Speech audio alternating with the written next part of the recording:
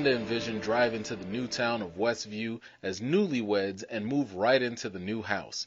They joke about the special day on the calendar, which neither one of them obviously knows why it's highlighted.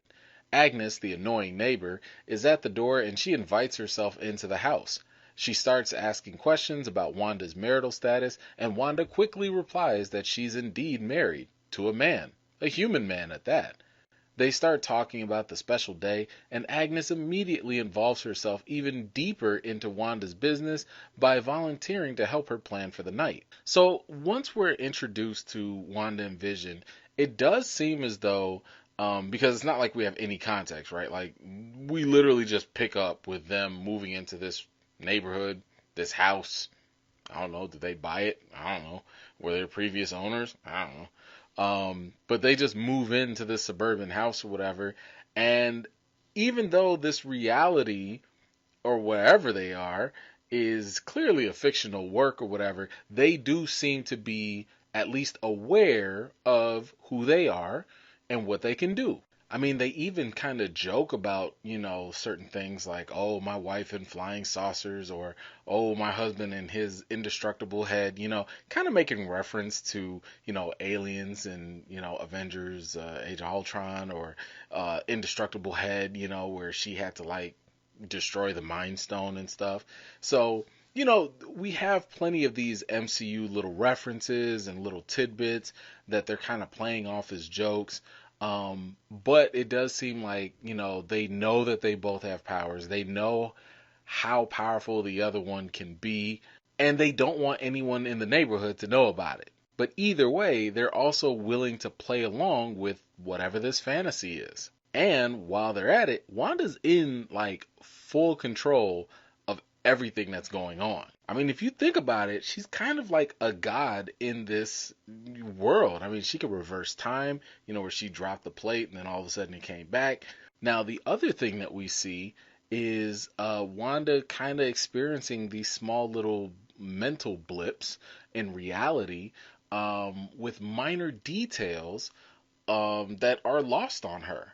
This kind of makes me think of, like, the situation when people tell like a big grand lie and you have like this big story or whatever, but what do they often say? Usually it's the details that matter, right? And it's the details that allow you to poke holes in a lie. And I feel like that's obviously the running situation, the running theme that's going to happen is there's constantly going to be these moments where holes are going to be poked, and this lie is going to unravel itself in different ways.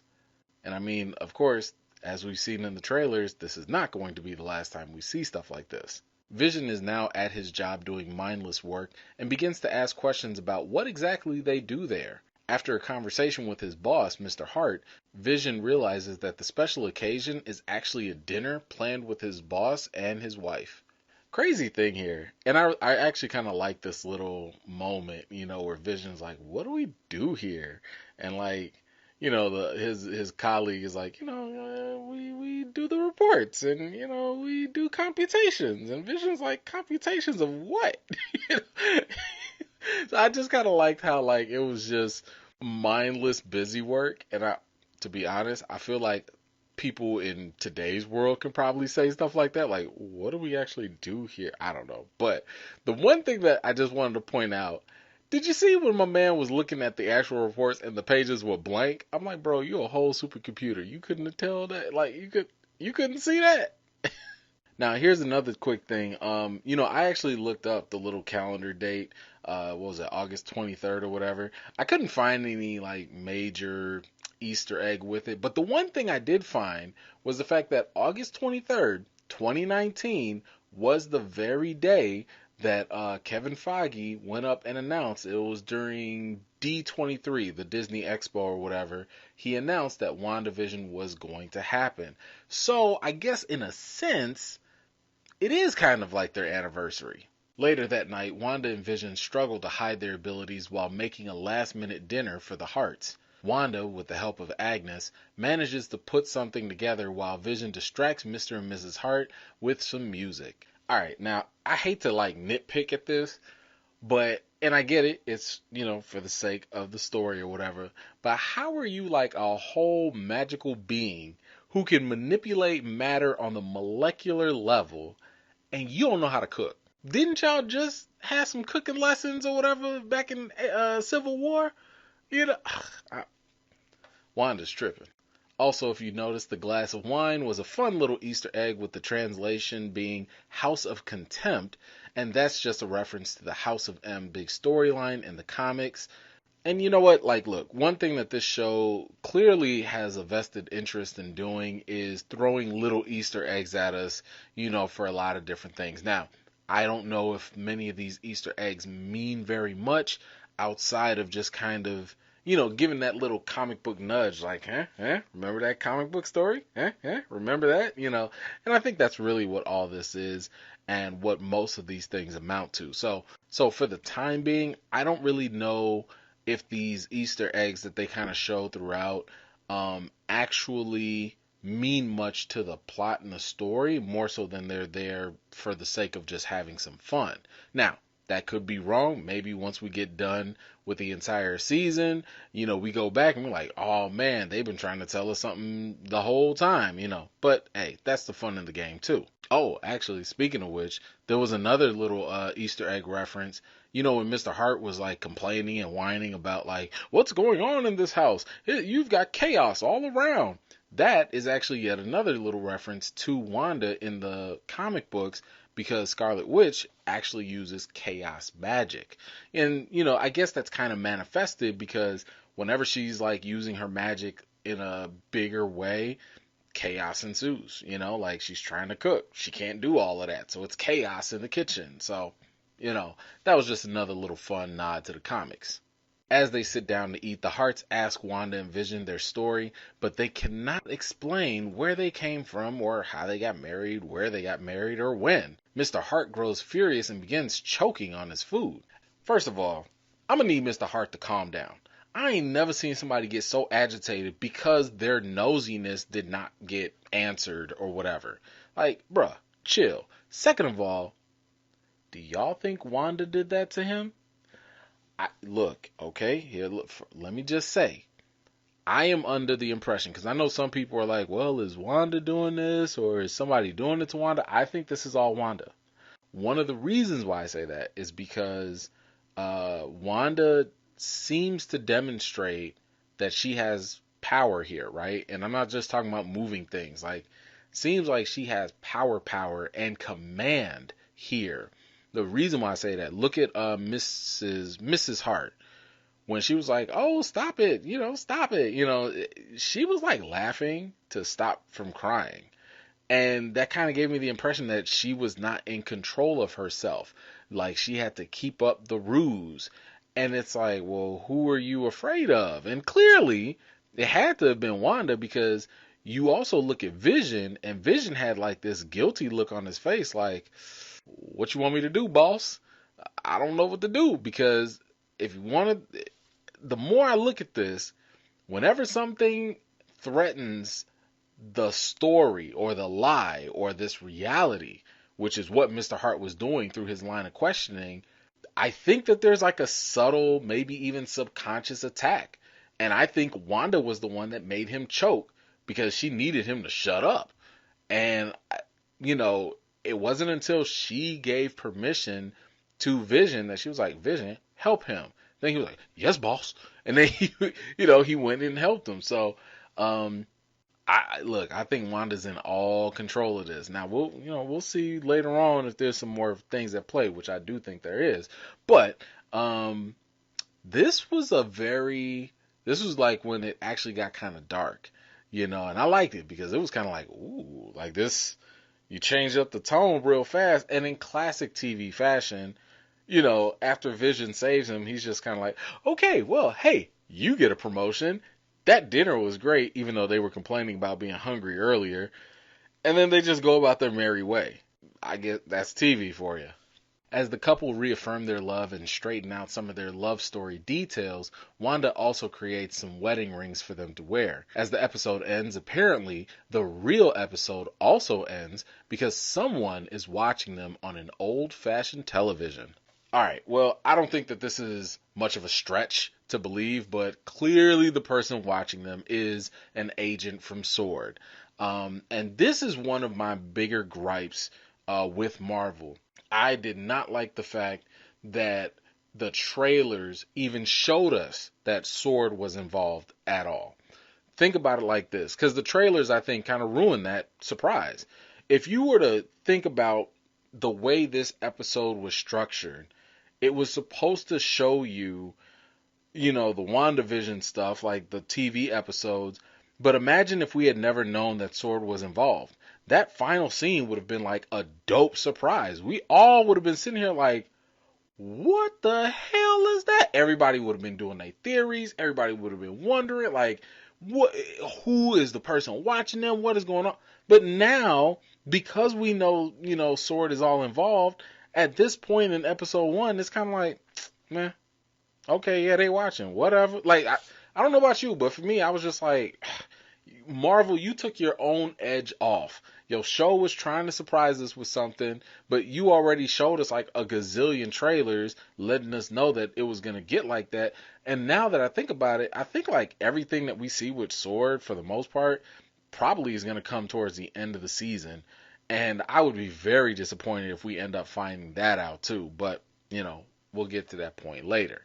Now, let's get to episode 2. During what appears to be the 1960s, Wanda and Vision begin to hear strange noises outside of their house. Now, right off the bat, I think the cool thing about this was, again, they're kind of like playing on the old tropes and stuff from these 60s TV sitcoms. And, we got Vision and Wanda sleeping in separate beds and all that.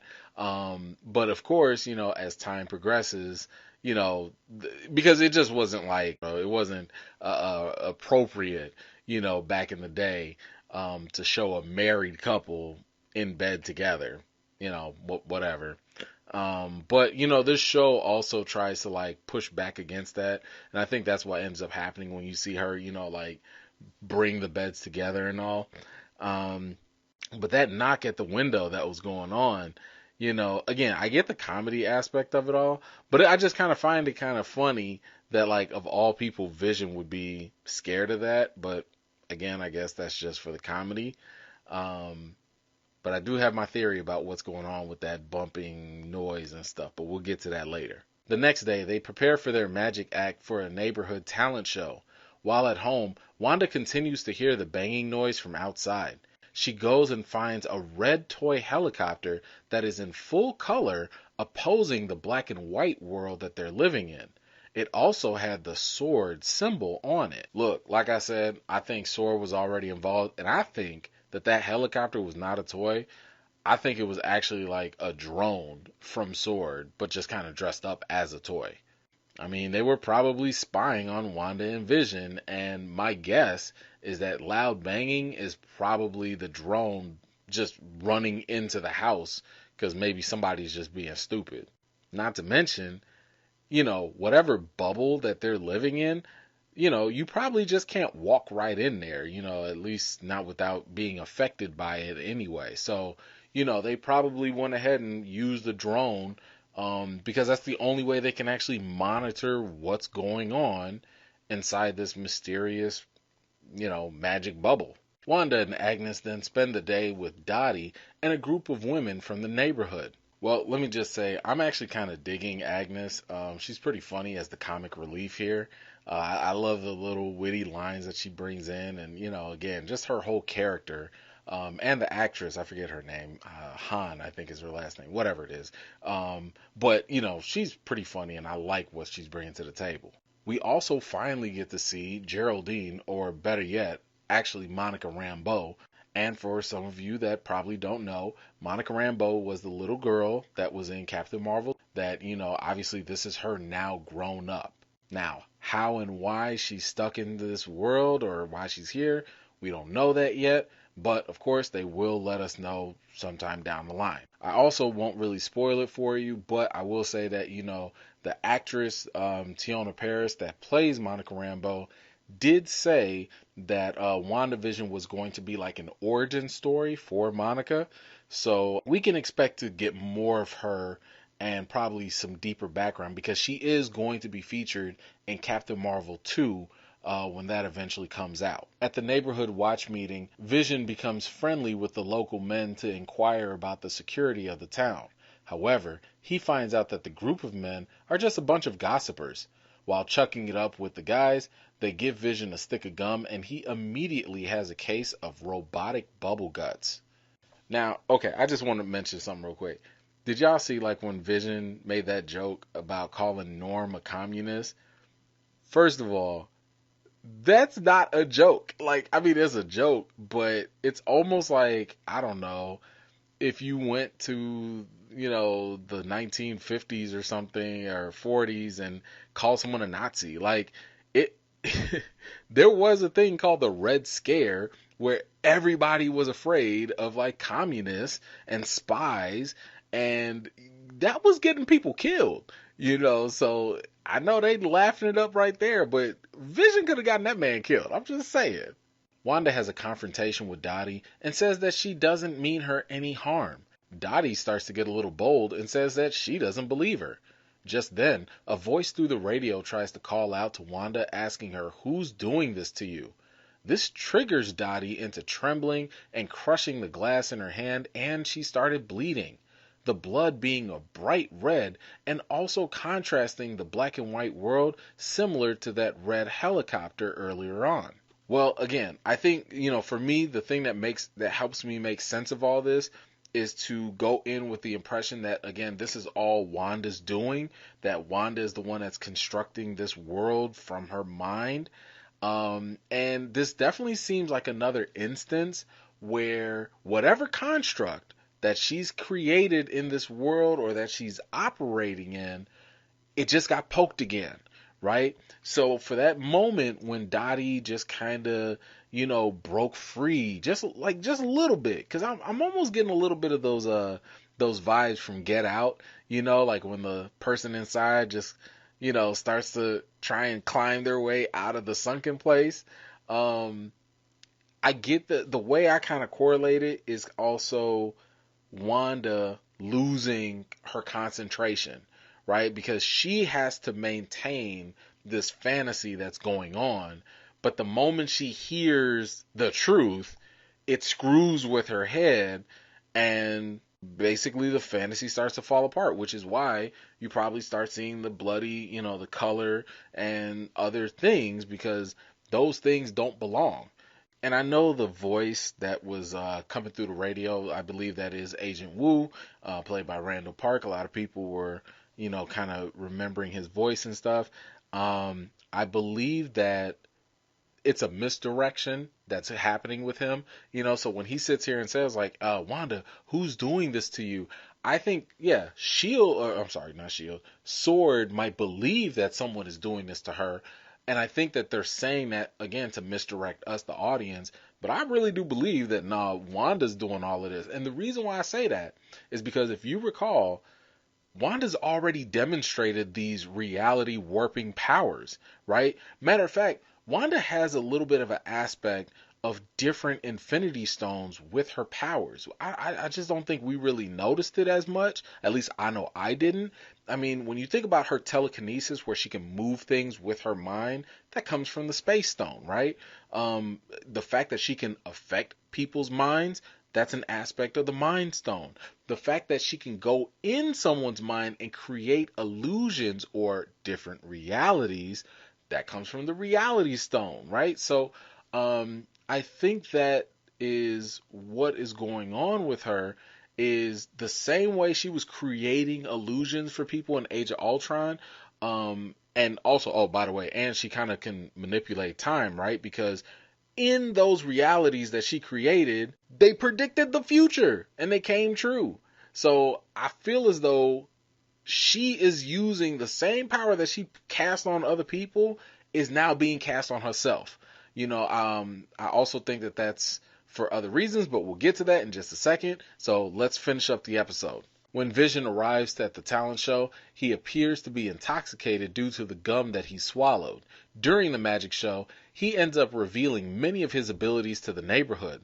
Wanda uses her own abilities to make Vision look like he's doing some simple magic tricks. Afterwards, Wanda removes the gum from Vision's gears. Their performance is well received and they return home happy. And, all of a sudden, Wanda is pregnant. Suddenly, after hearing the same loud banging noise again, they go outside to discover a strange beekeeper emerging from a manhole on their street. Wanda doesn't like any of that, and their reality resets to before the banging sound happened. The setting then changes to the 1970s as everything becomes colorful and a voice is asking Wanda who is controlling her. Wow, okay, so man, finally, this started to pick up. So now that we have all of this, I think I have to kind of like go over a couple things because I'm pretty sure some of you have some real questions, like what's going on here, what's happening. So let me kind of explain this as best I can, and I'm going to throw in some of my own theories in the mix of this too. So some of it might be wrong, but I'm pretty sure most of it's right. Maybe, I don't know. Now, as I said, I do believe that Wanda created this world mainly because of the powers that she's already had and she's already demonstrated. The second thing is, I think that she's actually doing all of this as a byproduct of the stress and emotional trauma that she suffered. I want you to think about this for a second. Remember in Age of Ultron, she lost her brother Pietro at the hands of Ultron and Sokovia or whatever, right? So that already was an emotional problem for her. Then she also had the guilt put on her for the Sokovia Accords, because during that whole event, that mission with Captain America and them, she killed some people. It was on accident, but she still killed some people. So that is also weighing on her. Then go to fast forward to Infinity War. She had to kill her man, Vision, by crushing the Mind Stone. Then Thanos rewound time and he killed him anyway. And she sat there just suffering, and then she got snapped away. Keep this in mind as well. When she got snapped away, after the Hulk brought her back in, 5 years later, during Endgame, no time has passed for her. It was literally like dusted away, then you wake up, you in the middle of a crazy battle, you see the dude that killed your man, you go berserk on that, and then y'all finally win the battle. Tony Stark dies, and you're just right there at the funeral, and that's it. So while everybody else has had at least 5 years to process everything and go through, I mean, we saw Cap in the counseling meetings and stuff leading, like people were having grief counseling and stuff, given all the losses. She's never had time to process any of that. So a lot of this stress and trauma is weighing on her heavily, quickly, and just like all at once. And I think, like in the comics, she just had a mental snap, which is perfectly understandable. So again, I think that because of all that stress and trauma, her powers are just they're just crazy right now, right? And she doesn't know how to control them. So I do believe she created this fictional reality that probably, I don't know, maybe it started as a dream and it just like grew and got bigger and bigger. And I do think that Sword is like on the outside of this, right? Like, but here's the thing. What's Sword about to do? How are they about to sit here and like combat this? Because Wanda's like got powers on Infinity Stone levels, so I think that all they really can do is try to get through whatever this force field or energy field is. I mean, they're trying to do that through different ways. I mean, through the helicopter, the drone, maybe, through the radio waves, having, I mean, a beekeeper, that to me makes no sense. But I will say I made a bold prediction on who that beekeeper was. So be sure to go check out my bold predictions video where I do explain who I think the beekeeper is and why that face is all blacked out, because I think that was very intentional.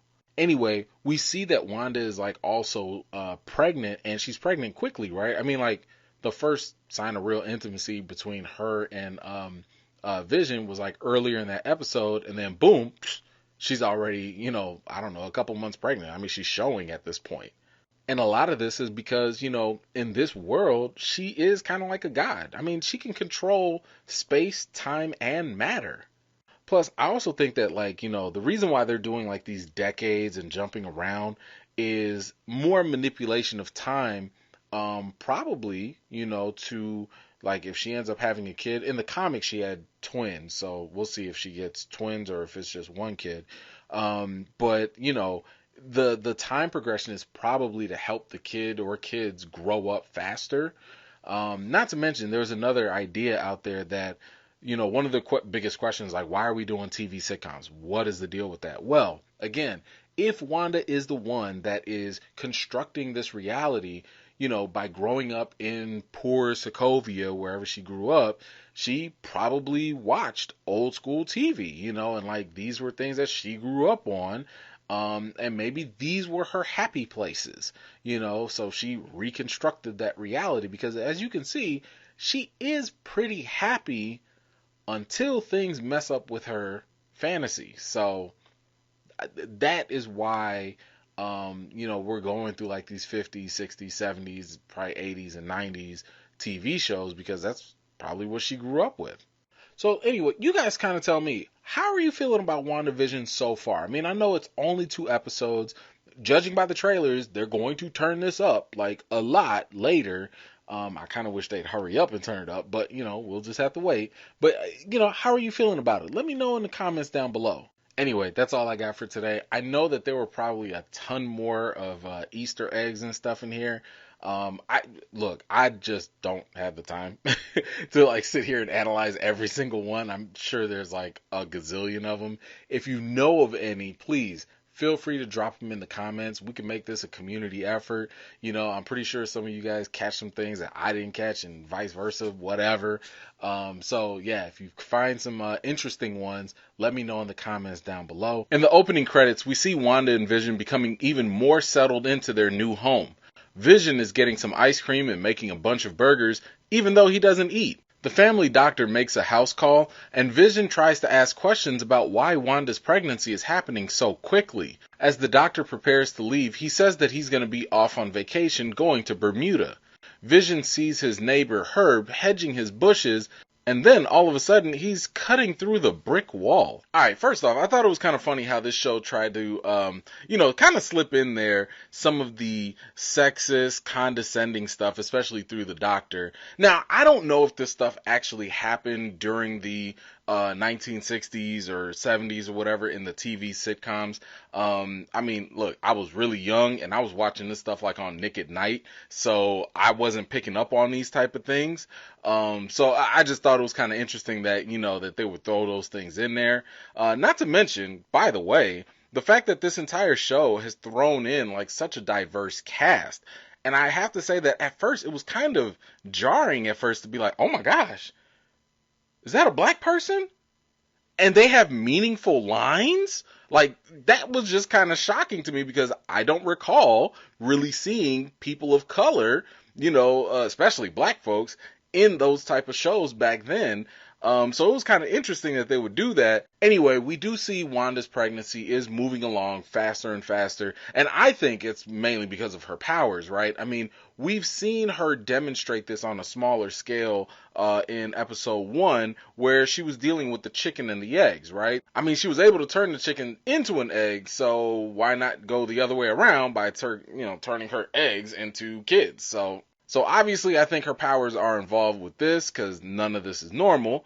And the other thing that kind of got me was the fact that time in this reality is just moving along so fast. It reminds me of like a dream, right? Because a lot of times in dreams, time is something that you really can't keep track of. Like if you were to look at a clock or try and do math or something in a dream, like the numbers are fuzzy or it just doesn't add up because your brain just can't compute that stuff or whatever.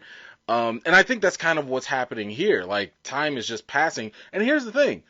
Vision is probably like one of the only people that's like noticing this stuff. And Wanda's like, meh, whatever. Because she don't care. Like she's more wrapped into the events that are happening and not the fact that, logically, analytically, this stuff does not add up, especially with the time factors. Now, we also see that the doctor says that he's going to go on vacation. We'll come back to that later. But of course, the most odd thing here in this scene was the fact that Herb was cutting through a brick wall. Bruh, what are you doing? This just reminded me of Get Out once again. Like people just doing weird stuff because, I don't know, they're just doing weird things because they're doing weird things. Like that does not make, I don't have an explanation for that. If y'all have an explanation for why Herb was cutting through a brick wall, please let me know, because I have no clue. Wanda puts together the crib and paints the room. As she decorates, we do see more of her powers on display as she brings inanimate butterflies to life. Both her and Vision start to debate on the names of the baby, and Wanda continues to experience contractions. With each contraction, Wanda's powers seem to be having an effect on their environment. Now, I think one thing to kind of pay attention to is the fact that, Wanda was able to bring inanimate objects to life with those butterflies. I think that just kind of gives a little bit more credibility to my other theory that maybe Vision is created, because if she can take inanimate objects and bring them to life, why can't she do that with Vision? Then again, she did that with her pregnancy, maybe, kind of, sort of, so I'm just saying, she's really in control here. And plus, Vision thinks he's slick. Did y'all catch what he said? That William Shakespeare line or whatever, all the world's a stage and, men and women are just players in it. I just think that's a reference to what's going on here. Clearly, this show loves to drop Easter eggs and, these subtle clues or whatever, but I just think they were telling us exactly what's going on. Now, once again, just like Mr. Hart alluded to in the first episode, there's chaos going on every time Wanda has these contractions. I mean, whenever she has a contraction, everything just starts going haywire. And what we should also notice is that it's not just the immediate surroundings that start to go into chaos, but it's actually the entire neighborhood, apparently. And once again, I think that only emphasizes the notion that all of this is a reality construct of her making. I mean, check this. I thought it was pretty interesting that they showed a side clip of Dottie and Phil with their power going out. Because for some reason, I guess this happens with TV sitcoms anyway, I keep thinking that like all the side characters, like they just freeze. Like they don't live their lives. Nothing really happens with them. They just are I don't know, in suspended animation until something is relatable to the main character. And then boom, that's when they like come to life, right? But the fact that they showed us that their power went out and that they're clearly living another life, reading newspapers, doing whatever that they do, Wanda's powers are affecting them as well. But not only that, apparently these side characters, they continue to go along with this world's reality even when Wanda and Vision are not around them. I just thought that was kind of interesting. After the strange occurrences in the house and the neighborhood, Wanda mentions that these situations may have the neighbors grow in suspicion of the couple's secret. This prompts Vision to begin questioning all the previous weird occurrences, believing something is actually wrong here. However, this time reality resets again and goes back to the happy couple's attention to the pregnancy. The contractions begin again, and this time Wanda's water breaks. Along with that comes some busted pipes in the house and water everywhere. And here we go again. Whenever something doesn't go along with the script, then reality resets itself or something happens, that puts things back in order. And the other funny thing is, what secret exactly is Wanda trying to hide? Like, are they trying to hide the fact that they have powers? Are they hiding the fact that they were Avengers? Or are they hiding the fact that this is all a fake reality that Wanda created? Now, the fact that some of this questioning is coming from Vision, I find it kind of interesting because it might even go against my own theory, which was that Vision was created. And if he was created by Wanda, would he really be questioning what's going on? Then again, something else to consider is that if this reality is a construct of Wanda, and let's just say its stability all depends on Wanda's ability to focus, then whenever her concentration is broken in some way, maybe even her creations echo a type of a wake-up call. In other words, there may be a lot of stuff going on due to Wanda's subconscious. She could be having an internal battle to keep this reality going and or to wake up at the same time. The thing is, we, the audience, might be seeing her subconscious play out, in a sense, through the actual characters on screen. Man, like, I feel like this is getting to like some Matrix level type of stuff, or maybe even if you guys watch the FX show Legion, I feel like it's kind of getting into that territory also. Now, real quick, can we talk about the commercial? Now, I noticed that tagline that said, like, find the goddess within. Now, I personally think that that just points to the whole idea that Wanda is a god in this reality and she has godlike powers. But, was it just me? Or did this lady look like she was pulling a Rachel Dolezal with her deep tanning? Look, I'm just saying, I swear I thought she was doing blackface for a minute. I was about to say, like, wait a minute now. I know this is a Hydra commercial, and I know your Hydra's evil, but I know y'all not going there. I know you're not going to step on that line. Don't be a habitual line stepper now. As the water stops in the house, Wanda air dries the place out. Vision quickly runs out to get the doctor. Wanda hears a strange sound in the baby's room until Geraldine rings the doorbell. Wanda throws on a coat to try and hide her pregnancy. Her coats start to change unexpectedly because of her powers, and she continues trying to hide her pregnancy. Just then, a stork walks out and starts to creep towards them. Wanda tries to zap the stork away, but it defies her magic multiple times. Okay, so like, I think one of the weirdest things here, and probably one of the most inconsistent things that we've seen so far, is definitely the stork. We have yet to see anything be resistant to Wanda's powers in this reality. If she is kind of like a god in this reality and she has like all these powers, but you still have this one thing that is like resistant or immune to her magic, well, I can think of two reasons of why that could be. One, Wanda really doesn't want to get rid of the stork. Remember, this could be her subconscious at work, meaning that deep down, she probably really wants to have children with Vision more than anything. So her own powers may not work against the stork because the stork represents childbirth, and getting rid of it may be symbolic of terminating a pregnancy. Now, for you comic fans out there, you already know the level of importance that Wanda's kids have to her. You don't want to mess with her kids. That's all I'm going to say. And for those of you that don't know the story, I'm not going to spoil it. I'm not going to ruin it. But all I'm going to say is you don't want to mess with Wanda's created kids. Now, the second reason why the stork could be resistant to her powers may be because someone else could be interfering. Now, as of this moment, I have not personally seen enough evidence to suggest that someone else is controlling Wanda. I think that Wanda is in complete control of this reality. But that does not mean that someone might not be also manipulating her within this constructed reality that she made. It doesn't mean that someone doesn't have like another motive to work within this situation and, you know, bring some other things about. I mean, this could be someone else's magic at play that is countering Wanda's magic. Now, many of us suspect that Agnes is actually Agatha Harkness, aka that old witch in the Marvel comics, who later on does train Wanda on her magic powers and stuff like that. So there is the possibility that maybe Agatha is doing something to bring these kids about, and, you know, Wanda's unable to counter her magic. I don't know. I just thought it was kind of interesting that when Wanda tried to do her magic, you saw like a red cloud, because again, Marvel likes to play around with colors, you know, so whenever there's a certain color or something like that, that usually indicates like an Infinity Stone also, and, you know, red is associated with Wanda's powers. But the fact that this stork was just kind of like, meh, get off me, meh, get off me, you know, it could be something else. It could be something else that's maybe stronger than Wanda's magic. I don't know.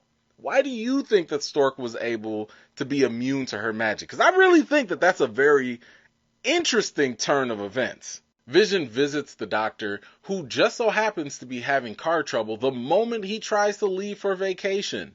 Wanda goes into labor and the entire house begins to go into chaos. Wanda pops out her baby and they name him Tommy. Then Wanda goes into labor again as she pops out another baby called Billy. Vision walks the doctor out and he tells Vision that he doesn't think that they'll be leaving for vacation. He makes the reference that small towns are so hard to escape. Alright, a couple of things here. So, obviously, with the doctor trying to leave for vacation, and then, of course, coincidentally, his car breaking down, this kind of sounds like a small cry for help. But again, whenever something tries to disrupt this reality, something happens, something bad happens, someone chokes, or, something, a radio explodes, or a car breaks down. Like, there's always something that either maintains the reality or prevents people from questioning things or leaving this construct. So I think the doctor is just yet another example of that. Then the babies finally come out. We have Billy and Tommy, which are the same names from the kids that Scarlet Witch has in the comics. And as many of you comic fans know, they do grow up to have powers. The powers are, they become Speed and Wiccan, and their powers are pretty much similar to Scarlet Witch and Quicksilver, except a little bit more enhanced in different ways and whatnot. And we kind of got like a little Easter egg when Wanda gave birth to Tommy and was like, oh, he's a strong one, or whatever. She made reference to his strength. And that is an indication of one of his abilities, because he is like a lot stronger or whatever. So there's a chance, it's been rumored for a while that maybe these kids grow up and maybe they end up joining like the Young Avengers or whatever Marvel's going to build up to later on. We're not really sure, but I do know one thing. I'm kind of glad that Marvel has not really shown us very much about the kids. I mean, we see that they were born in a couple of the trailers, but we don't see them actually grow up. So I think that's going to be a really fun surprise to see not only when they grow up, but like what happens, because clearly they're going to have some powers, especially in this constructed reality. We then see Agnes and Herb whispering to one another, and they begin to ask Vision about Geraldine and start to cast doubts about her. Meanwhile, Wanda mentions her brother Pietro, and that triggers Geraldine to remember that he was killed by Ultron. That triggers Wanda to question Geraldine. Wanda also notices the symbol that Geraldine is wearing, and it just so happens to be the same symbol of Sword that was on that red helicopter. So naturally, she questions who she is. Geraldine is like, Outside, Herb continues to try to tell Vision a little bit more about Geraldine's true purpose of coming into the town, but Agnes quickly stops him from speaking any further. When Vision goes back inside to look for Geraldine, Wanda has this creepy, odd look on her face as she says that Geraldine had to rush home. We pan out to see Geraldine shot out of some force field, and Sword agents immediately swarm to her. Alright, so clearly, Agnes and Herb, they're in cahoots, right? They're in on something together. The question I'm wondering, though, is why was Agnes trying to silence Herb? Once again, I can think of only two reasons.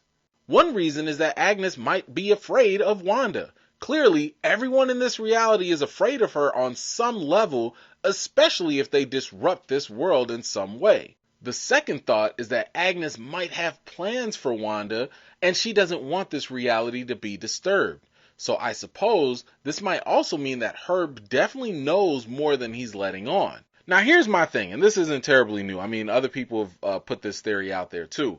But I do think that Herb, might have some connections to being more than who he appears to be. I think he could be the High Evolutionary. So Scarlet Witch and Quicksilver, they used to be mutants, but then Marvel was like, nah, y'all really are experiments from the High Evolutionary, who's like this scientist who, evolves people and races and stuff like that. I'm just wondering, because Marvel likes to kind of like, change things up and give us like a different perspective of characters and things. We've already seen that with Jonathan Majors being cast as Kang the Conqueror. They're doing a little race bending with that. So I wonder if they're doing the same thing with, the High Evolutionary, because in the comics, his name is Herbert Wynham. I mean, I don't know. I don't know if Marvel's going to go that far to make him the high evolutionary, who I think he's more of like a villain or whatever, but we'll just have to see where they go with that. Speaking of which, I also don't think that Marvel's going to go that far with Mephisto. Now, again, for those of you who don't know, and you've probably been hearing all these talks about Mephisto and WandaVision, Mephisto is basically like this devilish demon-looking alien from another dimension, and he has very specific ties to Scarlet Witch in the comics. Again, don't want to ruin it for those of you that haven't read, but he's a prominent figure in that story, and you know, a lot of people are theorizing that because Mephisto had a connection with Agatha the Witch as well, and a lot of people are thinking that like maybe Mephisto could be the mysterious Ralph, you know, or the husband that Agnes keeps on mentioning, but we never see. And sure, don't get me wrong. I mean, we do see a lot of these little Easter eggs that do point towards Mephisto. I mean, Agnes said something like, Ralph does look better in the dark, huh? You know, so it's kind of like, all right, we get it, you know. But my only thing is, I just don't think that Marvel is going to give us, you know, full interdimensional demon alien yet. Not until maybe after Doctor Strange 2. Or maybe WandaVision Season 2. But, my goodness, as for Geraldine, whoo, man, she dropped the ball when she mentioned that Ultron stuff.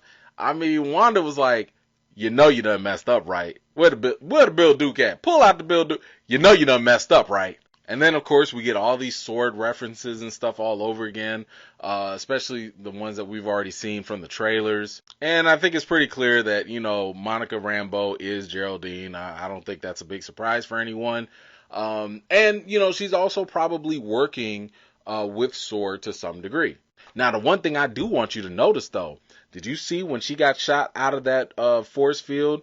Not at that point, but a little bit after, you could see, you'll have to slow it down a little, but you could see some like red electricity, a little energy all inside of her. Look, I already said this in my bold predictions video, which y'all should do. I hope you're watching it. I think this is how she gets her powers, because in the comics, Monica Rambeau does get her powers, you know, and she's got basically a connection to Captain Marvel as well. She will be in Captain Marvel 2, and I'm just saying, coming from an energy field, from an Infinity Stone powered individual, that is how Captain Marvel got her powers, so maybe this is how Monica gets hers. Anyway, we see all the agents and stuff swarming Geraldine, and as the camera zooms out, there's a big perimeter set up, almost like Jurassic Park style, and my guess is that it's just containing the reality construct that was created, and probably maybe even preventing it from growing even wider. We start off with our very first look of Monica Rambeau returning from being snapped away. She wakes up in a hectic hospital looking for her mother. Unfortunately, the doctor delivers the bad news that Monica had disappeared 5 years ago, and her mother also died 3 years ago. Yo, I gotta say, I thought this was actually pretty cool that we got our very first look at the reverse snap effect, right? Like, this was really cool that I like how this show is showing us these little things, but it's still doing it. Like, we knew people came back, but we never saw how they came back. Maybe they just appeared, but it was kind of cool that, you know, like, you get dusted away, but now you just kind of rematerialize in the opposite fashion. So I like the fact that they kind of showed us this familiar fact that we knew, but just in a different way. Anyway, for those of you who may not recall, Monica's mother was Maria Rambeau from Captain Marvel. Keep in mind that the events of Captain Marvel took place around 1995, and the events happening right now are in 2023. This is right around the events towards the end of Endgame. So my guess is that Maria Rambeau probably died in her late 60s or something like that. Anyway, rest in peace, Maria Rambeau, and screw you, Cancer. We move on to Monica heading over to Sword headquarters. We learn that it was Maria Rambeau that actually built Sword from the ground up, with Tyler Hayward as the new director. He briefs Monica on a missing persons case in New Jersey and informs Monica that she's going to be grounded. This was actually a protocol issued by Maria Rambo for anyone who's been snapped away and returned. Okay, so apparently Monica was supposed to be the director of Sword because her mama built this place. Her mom set this all up, and I think it's kind of similar to how Howard Stark was primarily one of the people responsible for building S.H.I.E.L.D. And, you know, Maria Rambo built up Sword. So that's kind of the awkwardness that he was referring to, because everyone knew that Monica was supposed to take over, but she got snapped away for 5 years, so in that time, Tyler got the job. Now, there are some other references and Easter eggs that were dropped here, and the very first one is the fact that Monica is a captain. This, of course, is a reference to the comics where she was not only a superhero, but she was also known as Captain Marvel for some time. Then, as we move on to the plaque of Maria Rambeau, we see her nickname Photon, and that is also a reference and an alias that Monica took on in the comics as a name. Now, there's a lot to unpack also in the conversation between Tyler and Monica. I mean, he basically confirmed that Sword has changed their entire purpose, and this is important. It used to have operations in space until the snap, and then they changed to focus on things like AI, nanotech, and robotics. Now, this is something I've referenced in my earlier theory video, that Sword may have taken possession of Vision after the snap occurred. Beyond that, Tyler mentioned that the world was full of unexpected threats, and Monica mentions that they were threats and allies. And I believe she's just making reference to the Skrulls, who, if you recall, did end up befriending her and others in Captain Marvel. Now, I do believe that there's another huge setup and Easter egg that they just dropped. I mean, Marvel really thought they was slick with this, but I'm on to you, Marvel. And I'm just kind of shocked that other YouTube channels and other people have not really like jumped on this. It does seem to be something that a lot of people might have missed, but I'm going to make a whole nother video about it. So as soon as I'm done with this video, I'm going to be getting started on that other video, because I think it's going to take me a little bit of work to knock that out. But anyway, stay tuned for that. So, you know, if you haven't already, now's a really good time to subscribe and make sure you hit that bell with the notifications, because as soon as I drop this video, you won't want to miss it. Monica heads over to Westview and meets Agent Wu. The situation was about a missing persons case. However, all the people Agent Wu questioned never heard of the individual. Then Wu mentions how the local law enforcement have no memory of a town called Westview at all. Monica tries to use a drone to go into the town, but the device ends up disappearing.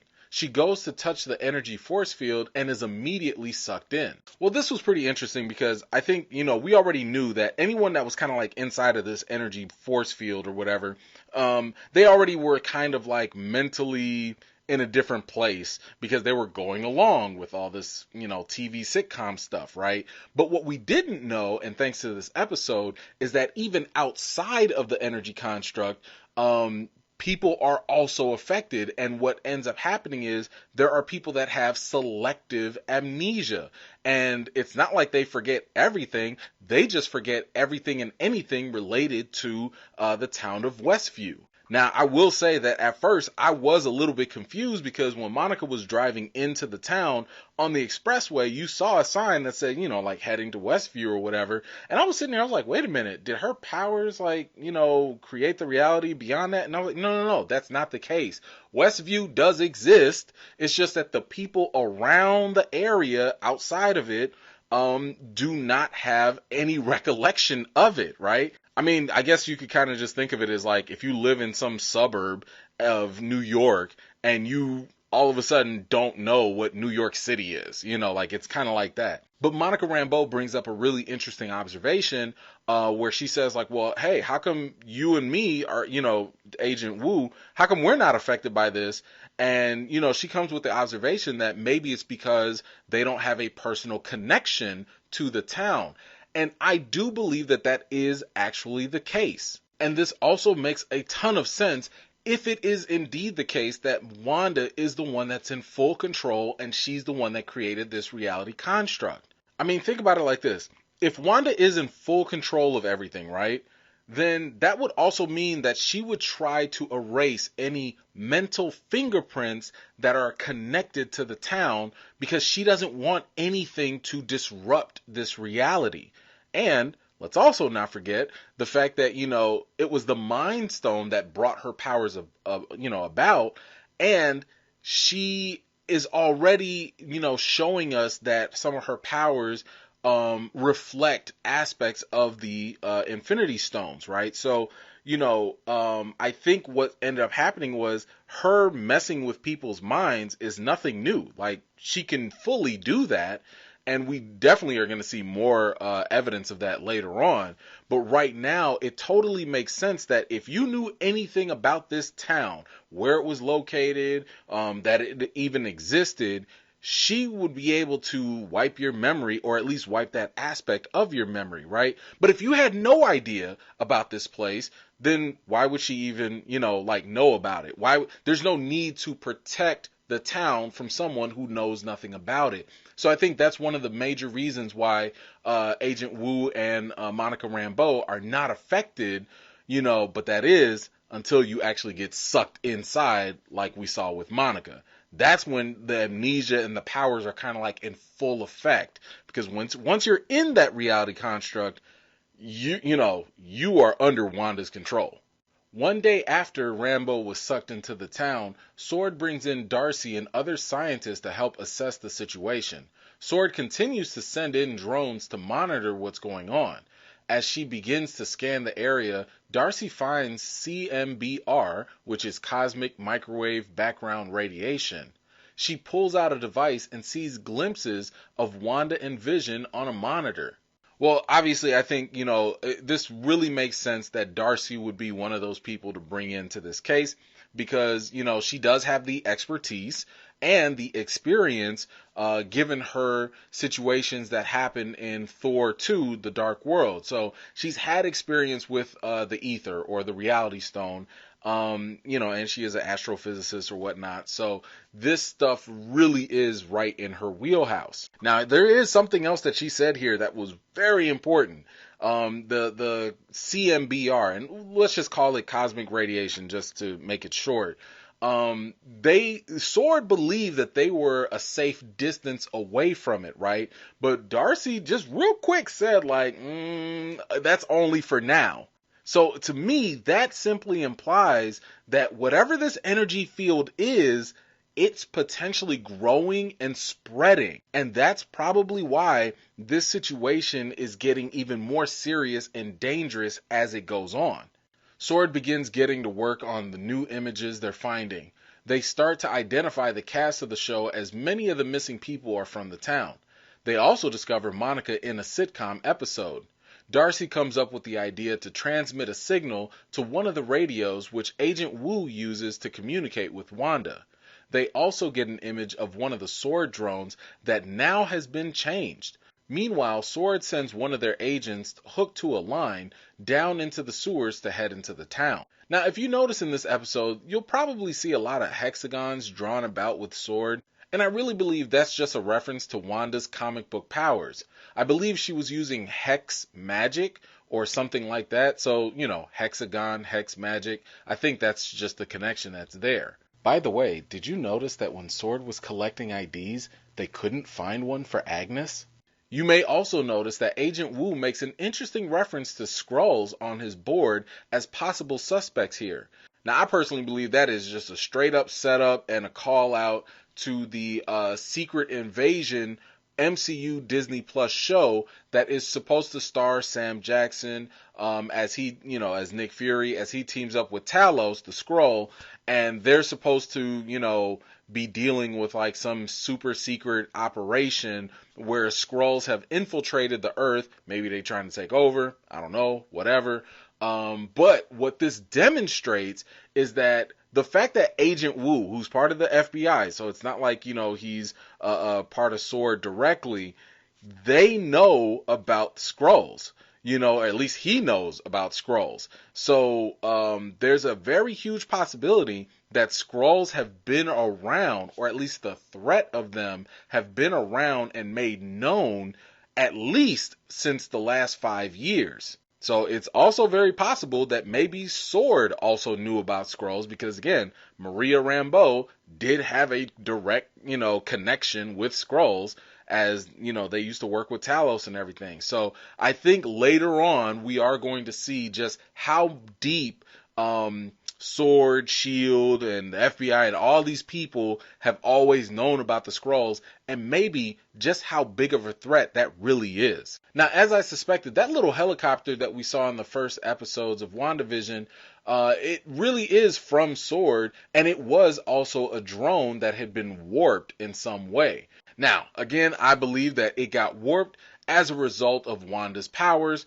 because again, her powers are kind of like a small reflection of the Infinity Stones, and this is no different than the Reality Stone at work. Matter of fact, I would compare this to being no different than when Thanos was using the Reality Stone in Infinity War. Remember when he would turn the surrounding area into whatever reality he wanted? I think that's what happened to the helicopter. As a matter of fact, I think that's also what exactly happened to that agent from Sword that was in the sewers. The moment you cross that line, you're going to have to adapt to that reality in some way. So his, that's why you see like the line that was hooked to him turned into like half of a jump rope. Man, and this just made me realize, I guess my bold prediction that the beekeeper was Doctor Strange is proven false, which is fine. But I'm still going to maintain the fact that I do believe that Doctor Strange is going to show up in WandaVision to, save the day, whatever. Because they got to set up Doctor Strange too, and Wanda's going to be in there too. So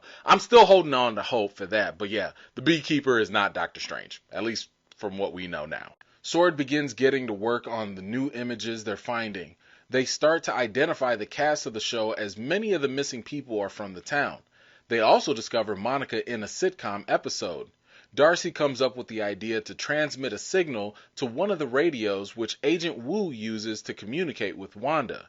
They also get an image of one of the Sword drones that now has been changed.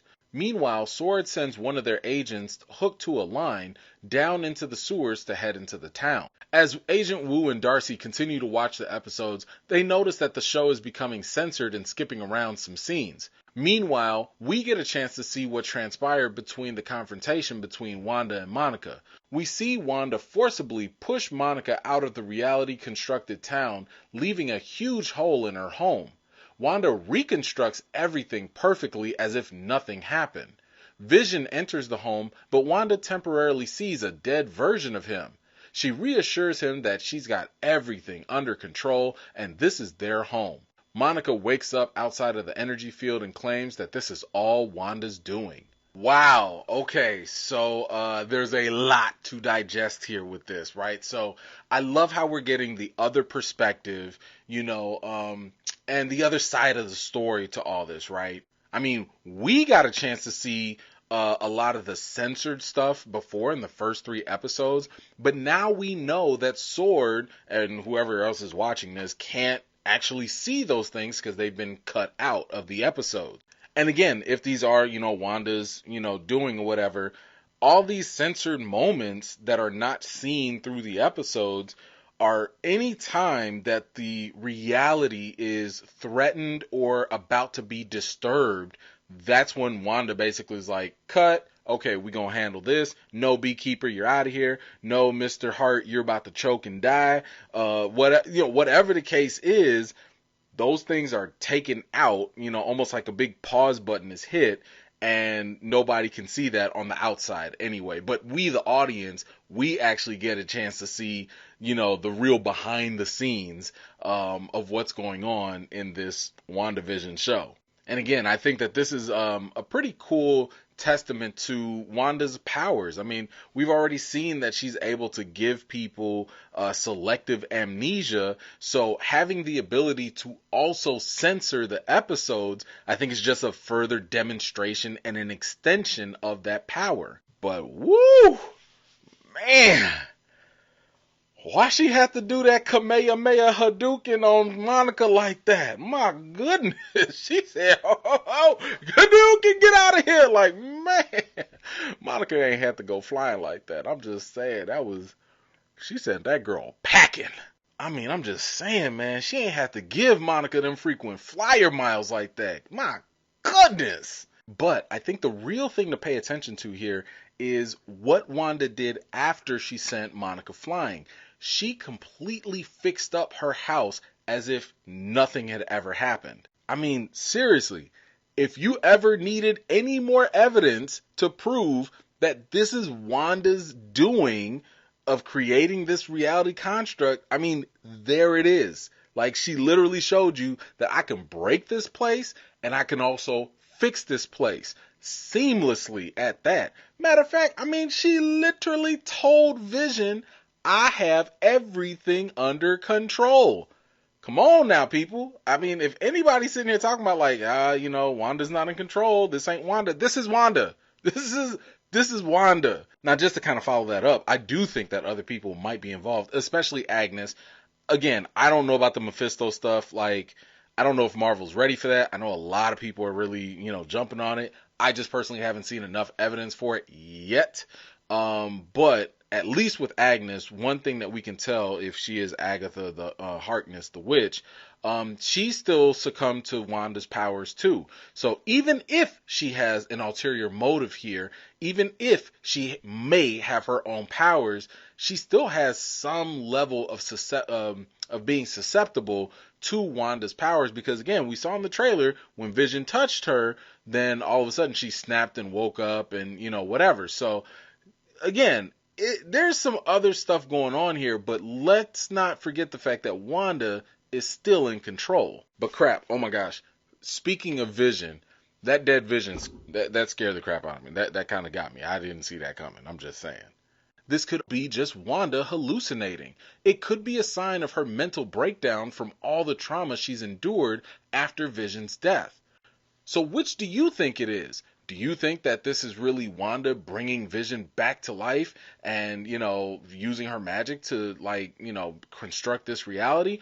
Or do you think that, she's just hallucinating and whatever she saw with that dead Vision was all in her head? Some of you already know where I stand on this because I think it's the third option, according to my double Vision theory video. Wanda and Vision are pushed into the 80s TV sitcom era. The twins Billy and Tommy have been constantly crying, and Wanda tries to keep them from crying by using her magic.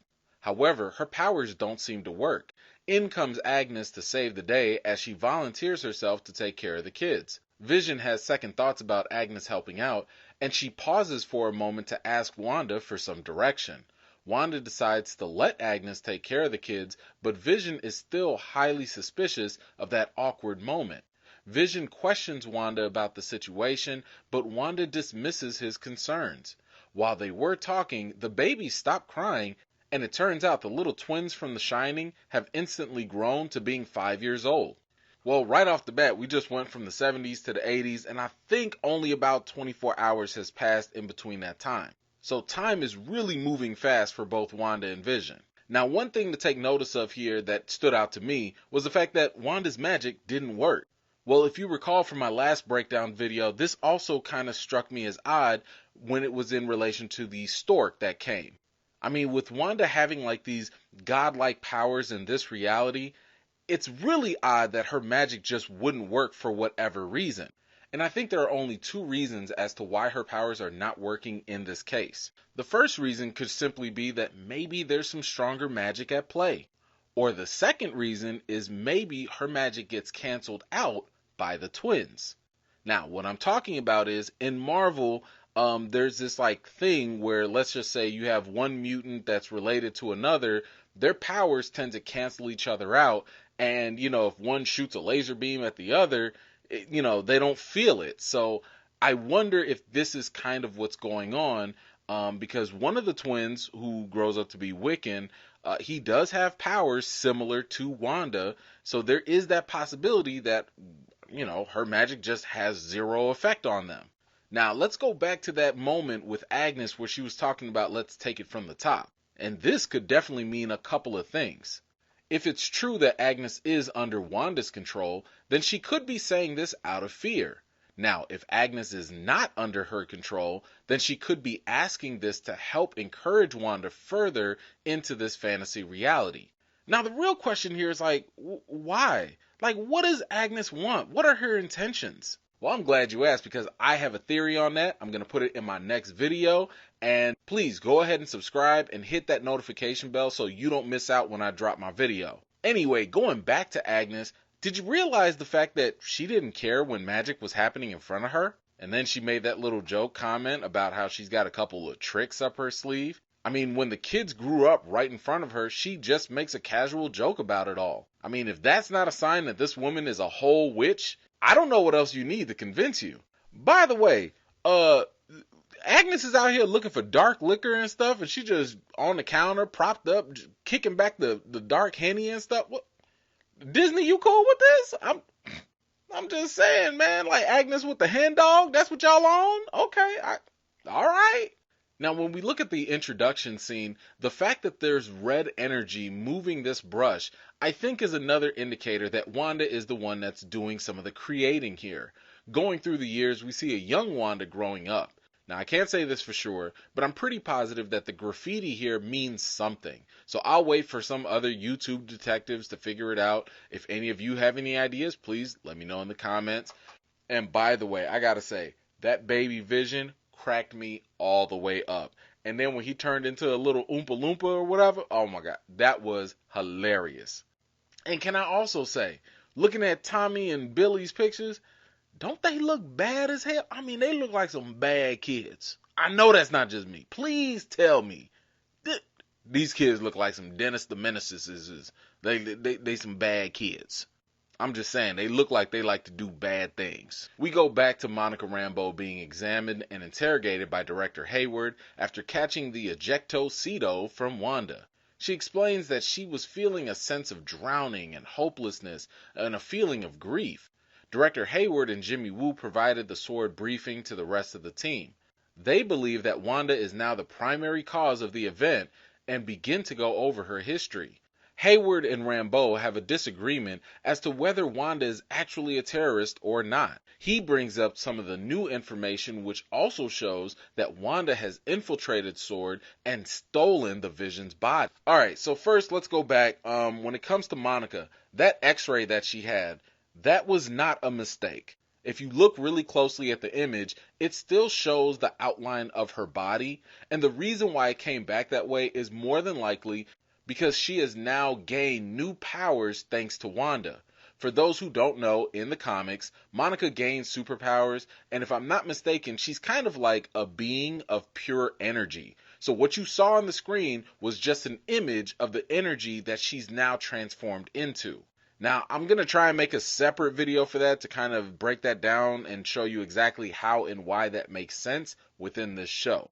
But for the time being, what you saw in the x-ray, that's just Monica's actual new transformed body because she's going to have superpowers, and odds are you'll probably see that like towards the end of the show. Now, the back and forth between Monica and Hayward, that was something kind of interesting. And I'm not going to lie, I kind of side with Director Hayward on this one. I know some people were thinking that he was just some big bad guy with this huge agenda and all, but to be honest, I don't really think he does. I think he's just more likely doing his job. And this goes right in line with the comics in the sense that regular human beings have always been afraid of the really powerful mutants or other people with superpowers. So for Hayward, he's probably just paranoid about Wanda because, you know, the Earth has been attacked by aliens before.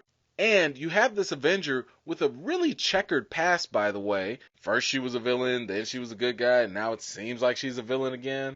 And to top that off, it seems like she's even mentally unstable. I'm just saying, and Monica, her only defense is, she's in her feelings. Nah, sis. Nah. But we do need to go talk about Wanda being caught on tape stealing Vision's body. Now, I do believe that Wanda stole something from Sword. I just don't believe that it was the real Vision's body. Let me explain. I kind of think that Sword is actually hiding something. I mean, one thing to kind of pay attention to was on that security footage, the body was all disassembled. The last time we saw Vision, he wasn't ripped apart or anything. So something to me just doesn't really smell right. And there was some dialogue in the previous episodes that kind of got me a little bit more suspicious of Sword. I do think that they're hiding something. I'll try to put that in another video, but all I'm saying is I think it's a misdirect because it was just really convenient that Wanda just so happens to find this top secret location for Vision, and she just happens to know where he's at. I don't know. I got another theory about what might be going on. But for the time being, I do think that she got something from Sword. I just don't think it's the real Vision. The Nightmare on Elm Street twins bring a new dog home. Vision had a hunch someone would pop up with an item that they would require, and right on time, in comes Agnes with a doghouse for the new dog. Wanda conjures up a new dog collar, and Vision immediately calls her out on not hiding her abilities in front of Agnes. Wanda simply says she's tired of hiding. Vision continues to question what Wanda's hiding from him. A little bit after, in order to keep the dog, the children from the Corn twins aged themselves up to be 10 years old. Now, where did this dog come from? It clearly was a surprise to Wanda, and this isn't the first time that Wanda is surprised, but we'll get to that later. I think the thing to notice here is that if she truly is the one controlling this world with her powers, and if there are surprises coming from within the reality, then there's clearly another player in the mix. I actually think it's more than likely Agnes, who probably has her own hidden agenda.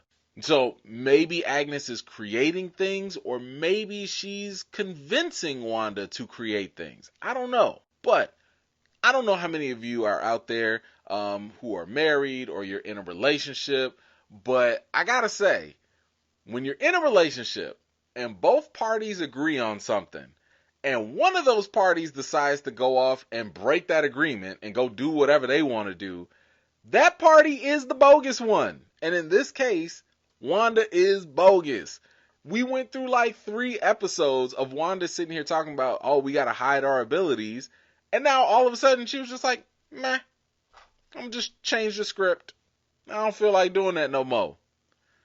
I'm just saying, Vision got a point here. Like, Wanda's in the wrong. Vision mentioned earlier that both him and Wanda used to be of like the same mind. Keep in mind that they usually have been on the same page mainly because of their connection to the Mind Stone. She got her powers from the Mind Stone, and he had it stuck to his forehead. That link was something that bonded them for a very long time. However, the fact that they're not on the same page is very telling. It reminds me of the question that Agent Wu asked when he said, how could Wanda bring him back from the dead without the Mind Stone? Well, I think that only really suggests that this isn't the real Vision in any way, shape, or form. Back at Sword, Monica is trying to figure out how she can re-enter the Hex. The team originally thought that Wanda could be making people hallucinate everything that was going on inside the Hex. However, Monica has another theory, which is that Wanda is actually rewriting reality. So first of all, Monica knows an aerospace engineer. I wonder who that could be. I don't know. Y'all got some ideas on who that could be? I don't know. Now, I like that whole little meta commentary about when Monica was sitting here talking about Wanda could have taken out Thanos, you know, if he hadn't called that blitz in, and Jimmy was like, yeah, but Captain Marvel, though, she could have done it too, you know. First of all, which was true, because Captain Marvel is overpowered as all knows what. But I was sitting there, I was like, wait a minute. How did y'all see what happened at Endgame? Like, did y'all get the 4K Blu-ray or something? Like, what? How y'all? I didn't see no drones flying around. How y'all know exactly what happened? Just saying. But anyway, you'll probably notice that Monica got a little triggered with Agent Wu mentioning Captain Marvel, and she quickly tried to change the subject. Well, I'm thinking that Monica probably has some built-up resentment for Captain Marvel, and keep in mind that Monica's mother was dying of cancer for some time. So I don't know, maybe Monica's upset that Captain Marvel didn't come visit. Maybe she's a little bit perturbed that Captain Marvel didn't find a way to save her mom. I mean, I'm sure we'll find out what Monica's beef is with Captain Marvel and Captain Marvel 2, but I'm interested. Why do you think that Monica's got issues with Captain Marvel? Now, I also wanted to quickly explain what Monica was talking about when it came to her clothing. We noticed that when people go into the Hex, that barrier will transform things to conform into whatever that current reality dictates. Before Monica went into the Hex, she was wearing a bulletproof vest. So rather than having her 70s clothes come out of thin air, Wanda's powers use the bulletproof vest and Monica's clothes to rewrite reality and remix it to fit into the current setting. Now, this phenomenon is super important, so it is going to explain some other things later down the road, so just don't forget it. Meanwhile, Vision's job has upgraded to having computers. He jumps onto the internet and he taps into what appears to be a Sword email or communication, and everyone in the office begins to read it in a trance-like state. Vision touches the computer and a flow of energy sparks. He then touches Norm, and Norm begs him to stop her. He says she's in his head, and it hurts so much. Vision touches his head again, and Norm goes right back into his sunken place. Okay, so I think the important thing here is that not only did they get computers, but they got access to the internet. I believe this is what Vision has actually connected with when he touched the computer. I suppose you could think of it similar to the CMBR or the radio waves, where they also connected to the outside reality. So I guess you can kind of look at it as like a connecting link. However, with Vision being a walking computer, I'm thinking that he took that outside connective link and now he's got a similar link because he's kind of like walking Wi-Fi. That might explain why he's able to just walk around and zap people to wake them up, or in this case, put them back to sleep. In other words, when Vision touches someone, it looks like he is connecting their mind to the real reality, and therefore it breaks the current hold that Wanda's reality has created. Well, this was definitely an interesting turn of events, and I think this really just gives Vision another tool in trying to crack this big mystery for him as to what's really going on. Billy and Tommy question Wanda about why Vision is at work on a Saturday. The Conjuring twins feel a little bit unloved, but Wanda lets them know that they are loved and family is forever. They ask her if she has a brother, and Wanda admits that she does, and he's far away from here. As she goes outside, Wanda sees the Sword drone that is spying on her. Sword attempts to fire a missile at her, but the drone was disabled. Wanda comes out of the hex, mad, and tosses that drone back at Sword. She warns them to leave her be or else.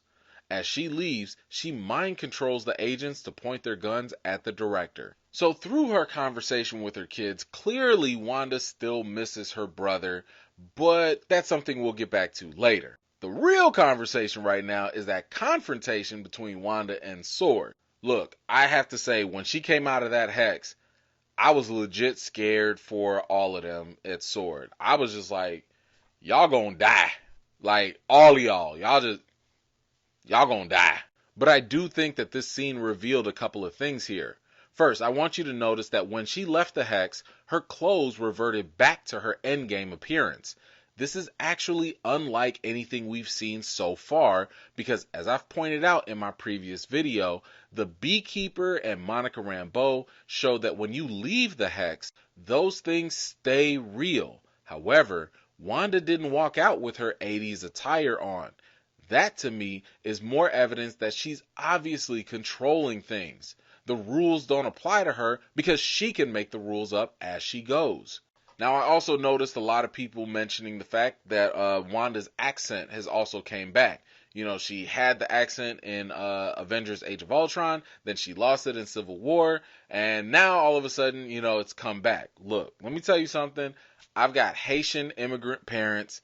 When they get mad, that accent comes out thick. Okay, so anybody that's been like foreign or whatever, if that was your first language, if English is not your first language, if you get mad and emotional, the accent comes back. So I'm personally not looking too deep into that. And we can clearly see in this situation that Wanda is mad. But one more thing to consider. As Wanda leaves, she does something to the hex, turning it red. I believe that she changed the nature of the barrier to further prevent people from coming in. Look, I don't know what ADT security package she done upgraded to, but at this point, ain't nobody coming back in there. I know in one of the trailers we saw a clip of like a Sword vehicle trying to ram its way in there. I don't think that thing is going to budge at all. If Wanda don't want you in there, you ain't going in there. So Sword can say goodbye to them drones. Now, as for that Lagos commercial, keep in mind that many of these commercials are callbacks from Wanda's troubled past in some way. This one is referencing the time in Captain America Civil War when she tried to contain the blast of Crossbones' explosion and ended up killing innocent residents instead. So in the commercial, all that spilled juice is really representative of the blood that Wanda didn't mean to spill. We jump back to find out that Sparky has died after being found in Agnes's bushes. The Poltergeist twins were about to age themselves up until Wanda stopped them. The kids tell her that she can fix the dog by bringing him back from the dead. Wanda gets real sentimental with them and tells them that in life there are just certain rules that you cannot break.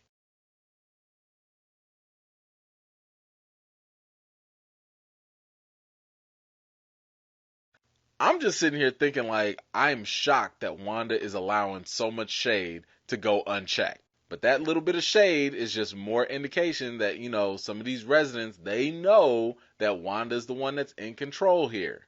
Now, something else to pay attention to, when the boy said that Wanda could bring back the dog from the dead, did you notice the look of surprise on Agnes's face? She was legitimately surprised that it was within Wanda's abilities. Once again, I do believe that Agnes is the one that's up to something here, but again, we'll come back to that later. We find Vision and Wanda back at home, and Vision tells her that he spoke to Norm free of Wanda's oversight. He tells her about the pain that he was under, but Wanda tries to dismiss the issue and actually rolls the credits. But Vision wasn't having that. He continued to press Wanda and says that he believes the reality was initially part of Wanda's subconscious and she only recently became aware of it. Wanda continues to deny the issue and Vision gets upset with her lies. Wanda says that all of this is for them and she will handle it. Vision wants to know what's outside of Westview because he can't remember anything before Westview and that he's basically scared. He questions why there are no children, and Wanda quips back that she doesn't even know how all this started. Then the doorbell rings, and Wanda is shocked to see her brother standing at the door, Pietro. Woo! Okay, look, first of all, Vision is clearly tired of Wanda's crap. He's also acknowledged the fact that he knows, better yet maybe he's always known, that Wanda is controlling other people's minds. But look, when Vision sat here and was talking about, you can't control me like you do the others, and Wanda was like, can't I? I was like, Vision, run, fly away. You gotta go. You gotta get out of here. This ain't safe no more. But this actually was kind of important, and let me explain why. I actually have to put on my theological hat from seminary grad school because I paid a lot of money for that school, and, it needs to come in handy for something. Now, follow me here. In this reality, Wanda is godlike. Like, she, in a sense, is God, right? I mean, she essentially can do whatever she wants. She can create things out of nothing. She can control people's minds, which essentially means she can take away people's free will. However, it does appear that that is not the case for Vision. She hasn't put that mind control on Vision to take away his free will. Why? Because she wants to be in love with Vision. If she's controlling Vision, like a puppet, and he has no free will, love is not possible. In order to have love, you must have the ability to choose. But that also means that if you have free will, you can choose to love and you can choose not to. So when Wanda says, can't I? That really means that she could enslave Vision's mind if she wanted to. But again, she wants to actually have a loving relationship with him. So this is one of the reasons why I believe you see Vision kind of like having these little moments of waking up, and just kind of questioning things because he's not under the same type of control. But in a sense, this is also a drawback for Wanda because by not putting that mental control on him and taking away his free will, you give him the capacity now to think for himself and to make his own choices. And that choice might be to go against Wanda. When Vision asked about where are the children in this place, Wanda was saying that she didn't even know how this all started. Well, this introduces some evidence that maybe something else is going on. Wanda is clearly maintaining this reality, there's no doubt about that. During that conversation, Vision said that there's a possibility that this could be coming from her subconscious. But there's also the possibility that she could be being manipulated into creating this reality too. Now, I'm under the impression that it's actually Agnes that's doing this pushing to Wanda, but that has yet to be revealed. And like I said, I'll share that theory with you all soon. Now, as for the big reveal, I remember Elizabeth Olsen was doing this interview and she was like, yo, there's going to be like this big surprise cameo. It's going to be like the Skywalker Mandalorian thing or whatever. And I'm sitting there thinking like, oh, okay, if you really want to blow fans away, you about to bring Magneto through the door. I'm like, man, you going to bring Michael Fassbender through here? And that would be interesting. That would blow my mind if Magneto just showed up. But, I also always believe that, if you can bring back your dead boyfriend, why wouldn't you bring back your dead twin brother? So the option to bring Pietro back wasn't that shocking to me whatsoever. But man, in true Marvel fashion, they straight up pulled the rug from under me, and they was like, oh yeah, we bringing Quicksilver back, just not the one you expect. And now we got Evan Peters showing up, but what does all that even mean? Now, I understand some of you might be new to Marvel, or you don't understand why Marvel fans are freaking out over the appearance of this Pietro, her, Wanda's brother. Let me just give you, without going too deep into it, let me just give you a quick roundup. Basically, back in the 90s or whatever, Marvel went bankrupt. They had to sell the rights to their characters. Fox, which was a different studio, they bought the characters, which included all the X-Men, mutants, and stuff like that. Once they did that, Fox made like some questionable movies, but those movies did not count with what Marvel Studios was doing. So you had Marvel Studios making movies, then you had Fox making their own type of Marvel movies. Two different things, two different universes. Then Marvel ended up buying Fox, so now they're all together in the same house. However, just because they're in the same house doesn't mean that they've actually been in the same room. The reason why people are freaking out is because the Quicksilver that used to be in Fox is now showing up in WandaVision, and now people are freaking out because they're like, oh my gosh, this is the first confirmation where we've seen someone from another property come in and now be canon within the MCU. So basically, thanks to the billions of dollars that Disney and Marvel paid Fox to get their characters back, Marvel gets the opportunity to pick and choose whoever they want to put into canon moving forward. Now here's something else to consider and something we have yet to find out.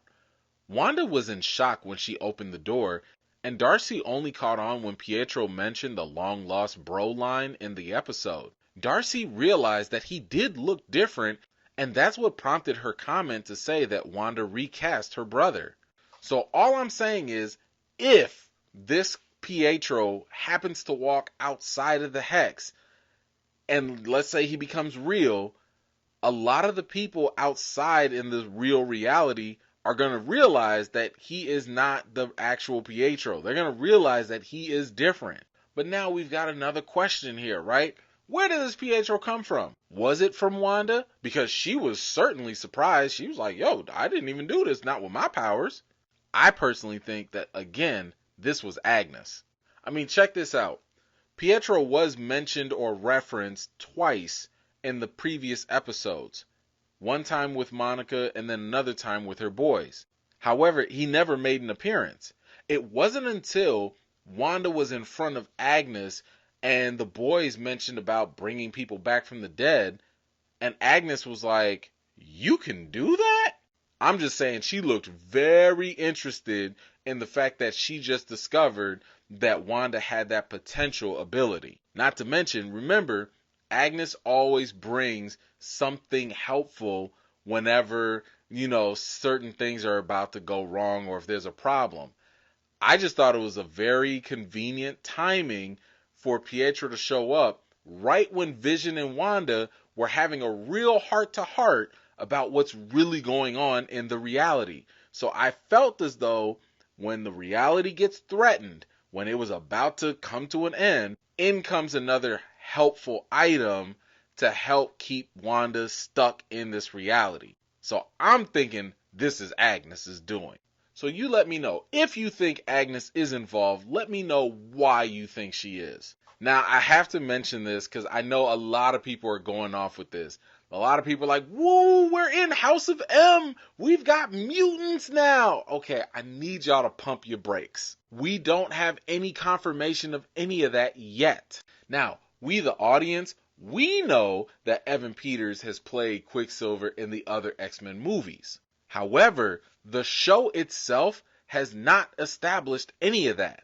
Now, correct me if I'm wrong, but to this day, we have not heard even the mention of the word mutants in the MCU. I mean, the closest we got was probably Baron von Strucker or whatever, where he had said that they were miracles. And besides that, I believe it was Nick Fury when he had mentioned mutants in an Iron Man deleted scene, but deleted scenes don't count. So all I'm saying is I don't believe that this is the official, introduction for mutants just yet.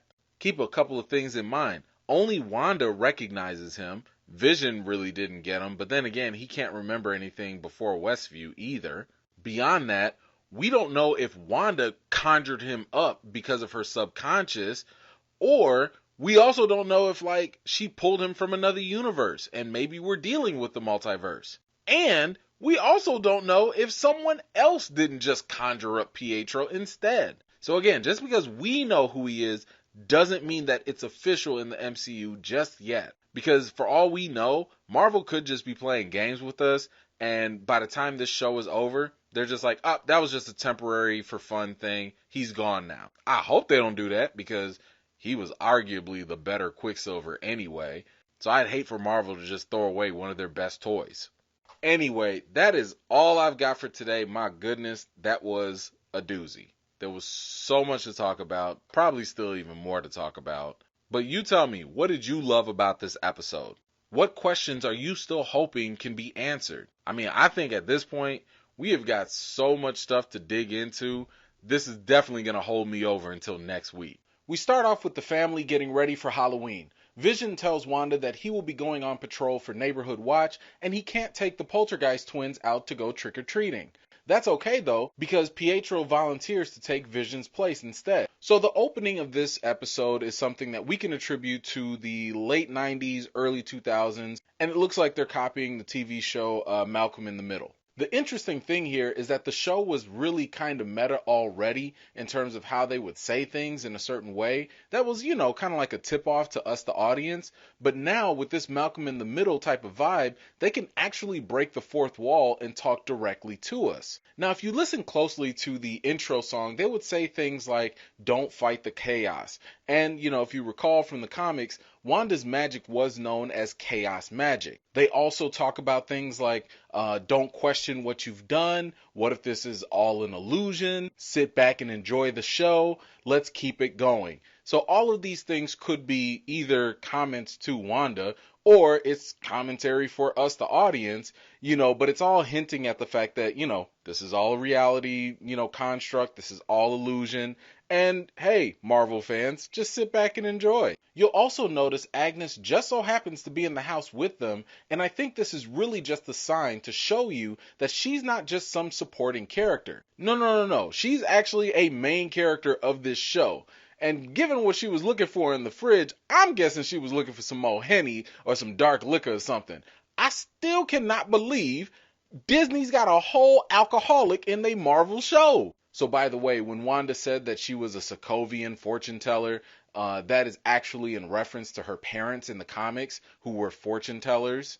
And Vision also made a comment that he didn't have any more clothes. But that was kind of a passive-aggressive jab at Wanda, because keep in mind that she's the one who creates things for all of them. So if something is missing or if there's a detail that's off, then that's on Wanda. Now, Pietro makes a comment during this scene about their childhood, and I want you to remember and pay attention to this, because I think it's going to be important later on. Pietro said that Wanda probably suppressed a lot of the trauma, and ironically, I think that's exactly what's going on.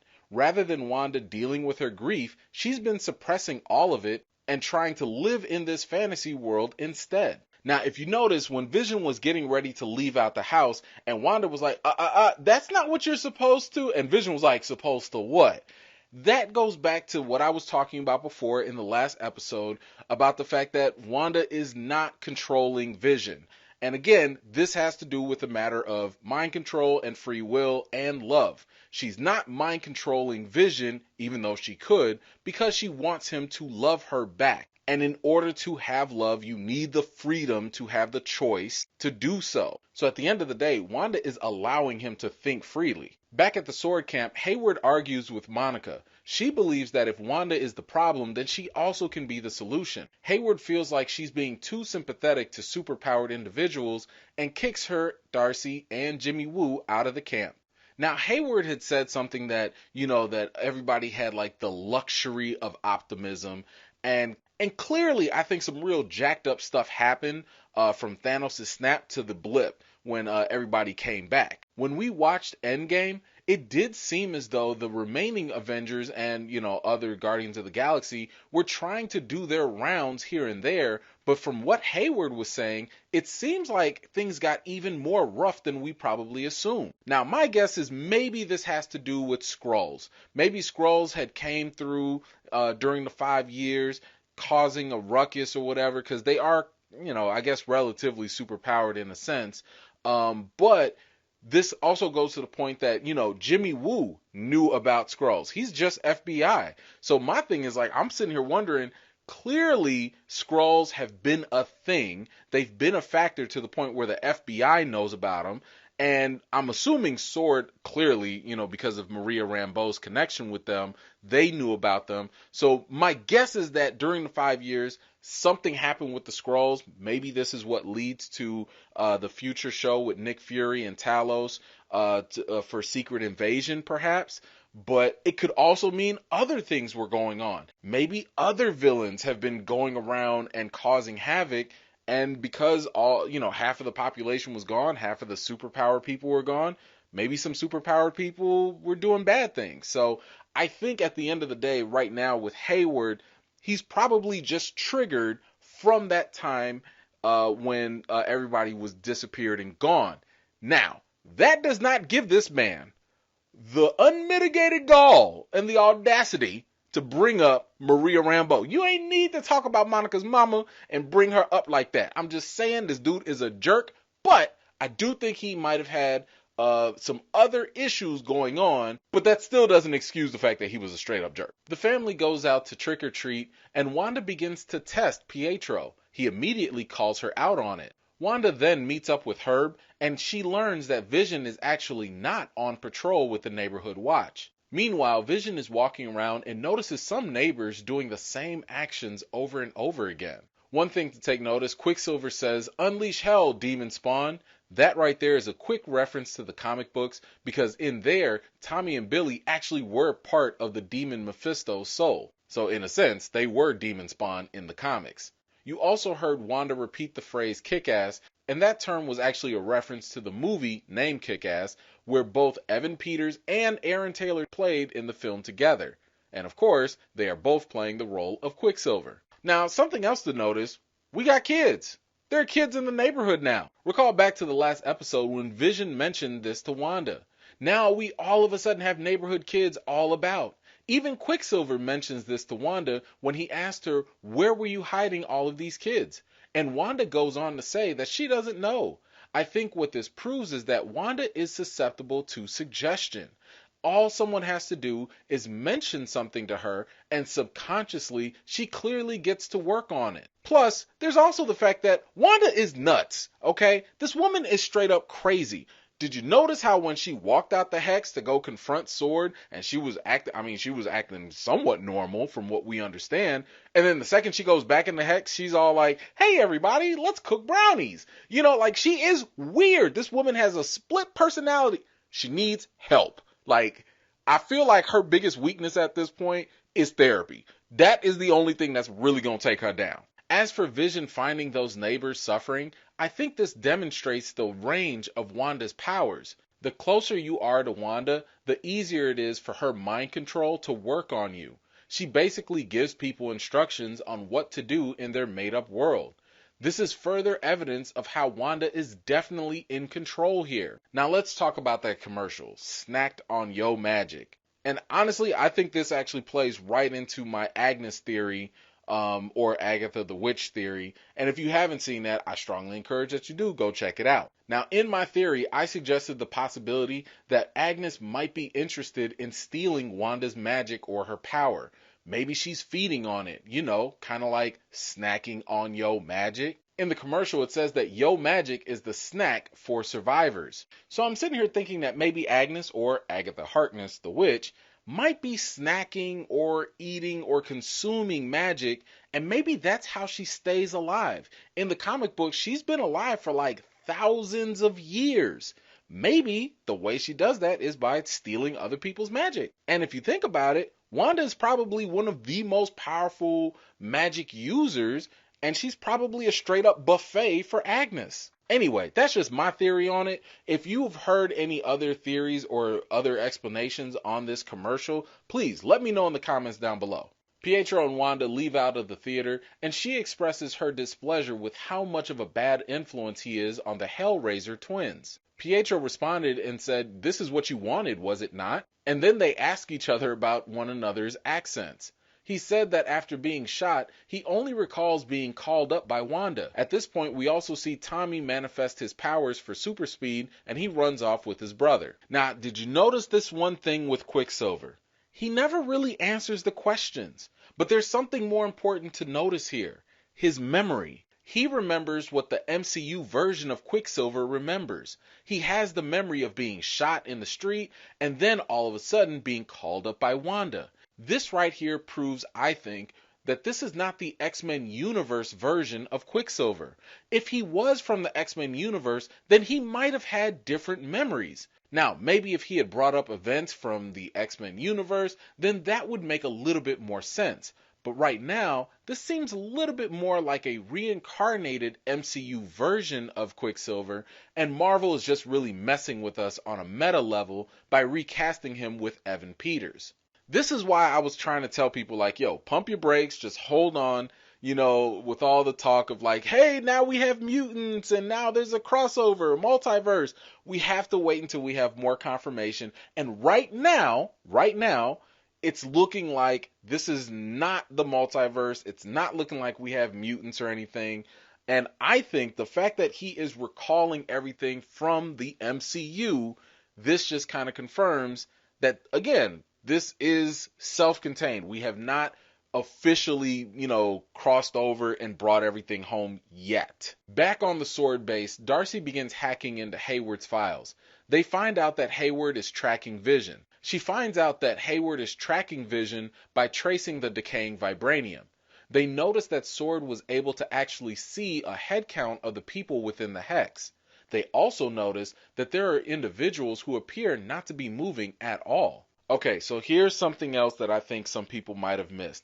And once again, I do think that this kind of gives a little bit more credence to my double vision theory. Yes, I'm going to ask you, if you're new and you haven't seen it, please go check it out so you understand what I'm talking about. Notice here that not only were they tracking the decaying vibranium, but for this last cut of the scene, real quick shot, it said that it was reacquiring an asset. That right there, I think, is huge. I've said it before and I'll say it again. I think that Sword was up to no good. Now remember, according to the Sokovia Accords and to Vision's own will, Vision cannot be used as a weapon. But I think that Sword kind of sidestepped that law and might have actually created like a different copy or a different version of Vision. Let's recall, if Vision really didn't want his body used as a weapon according to his will, then why was his body being dissected by Sword? Clearly, they wanted to study him to possibly reproduce him or do something else with him. By calling him an asset, I think that implies that the Vision Wanda took wasn't the real Vision. It's probably the copy that Sword actually owns. Again, their asset. So again, just to kind of put a little emphasis on this whole asset thing, I think that the motivation would actually make sense, especially with Hayward, right? Because we've seen Hayward be kind of triggered by superpowered individuals. I wouldn't be surprised if this man was actually trying to find a countermeasure to superpowered individuals by making, secret weapons or androids to protect people. Now, this could also be in line with in the X-Men comics and the lore of how humans had to start creating sentinels. They had to create, again, AI, nanotech, robotics. Didn't Hayward talk about that? That is the new shift into what Sword is doing now. So it's not out of the ballpark to assume that maybe they were shifting focus to create weapons just like Vision, and maybe this is a way to keep those superpowered individuals in check. Vision continues to explore the town to see people motionless. He then runs into Agnes at the end of Ellis Avenue. She said she was looking for the town square but got lost. Vision wakes her up and she is surprised to see him. She then begins to laugh hysterically in a maniacal manner. He puts her back to sleep under Wanda's control and begins to walk towards the perimeter. Now, look, I think Agnes is lying. I'm just saying, even with Vision's question, right? How is it that you got lost in the town that you supposedly grew up in? And I guess that also begs the question, what exactly was Agnes doing? Where was she actually going? Notice when she was woken up, she had a very different reaction compared to the last person Vision woke up. When Vision woke Norm up, it was as if he was being tortured and he was suffering. Agnes, on the other hand, looked more like she was just woken up from daydreaming. She didn't appear to be suffering initially. She wasn't asking Vision to make Wanda stop or anything like that. She asked if Vision was there to help them and if she was also dead. Why would Agnes think that she was dead rather than being in shock from Wanda's emotional torment? Also pay attention to the point that Vision doesn't even know what an Avenger is. He doesn't recall anything. He said this before in the last episode when he was fighting with Wanda. He said that he couldn't remember anything prior to Westview. Now, I will come back to this point later, but just remember the fact that he can't remember anything for now. It will be important, I think, later on. Meanwhile, at the Sword base, Monica gets a text from her friend that will help her go back into the Hex. Darcy warns Monica against going back in because apparently Monica's cells have been altered and Monica dismisses the warning. She insists on helping Wanda. Darcy says that she'll stay back because there's still something big going on with Hayward's files. So clearly Monica is sympathizing, I think, with Wanda's situation because I think that they have this shared, grief with losing a loved one. And given the fact that, Monica did, experience all the feelings that Wanda was going through, she probably feels that she can help her work through all of that. Now, as for Monica's friend who's going to be showing up, I've already suspected that this could be Reed Richards. I've already speculated in my last video that WandaVision appears to have dropped a number of clues that may imply that the Fantastic Four have already existed in the MCU and probably also worked for Sword too. So it could be possible that Reed Richards or Mr. Fantastic is the guy that, Monica is planning to meet up with. However, the other possibility is that she could be meeting up with her friend, Adam Brashear, aka Blue Marvel. Now, for those who don't know, Blue Marvel is a rather new character in the comics. I want to say he came around 2008 or so, but let me just say that this dude is amazing. It may be fair to say that this guy is stronger than the Hulk, and he is a straight up genius too.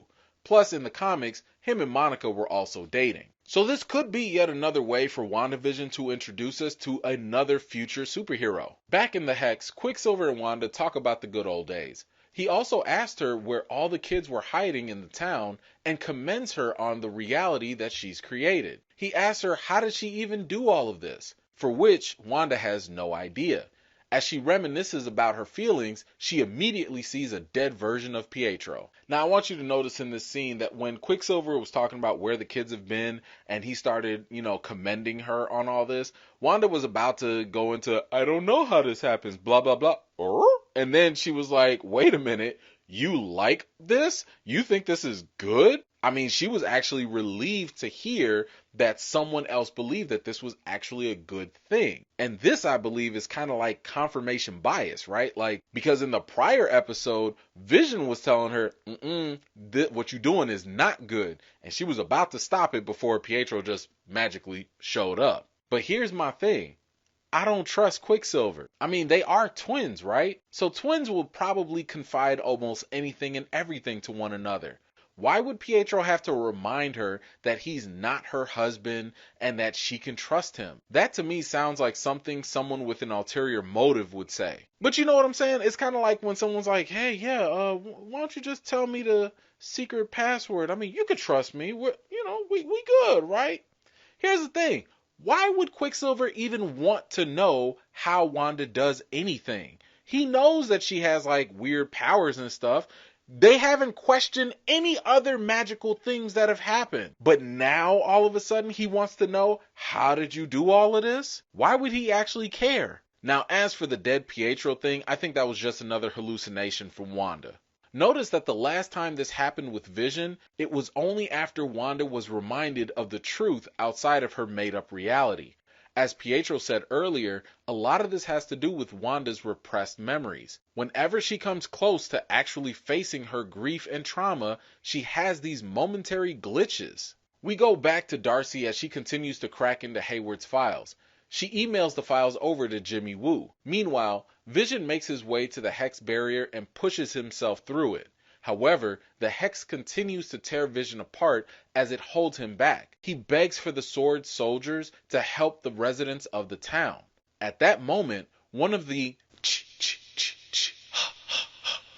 twins telepathically picked up on Vision's cry of pain and also the mind of Director Hayward. He tells Wanda about Vision's situation, and Wanda immediately freezes the entire reality and everyone in it. She releases a surge of energy, and we see that the Hex has now begun to expand its reach.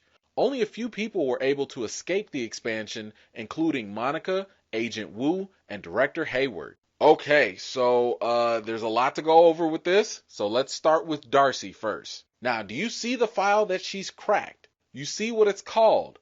Cataract? Come on now. What do cataracts do? They blur vision.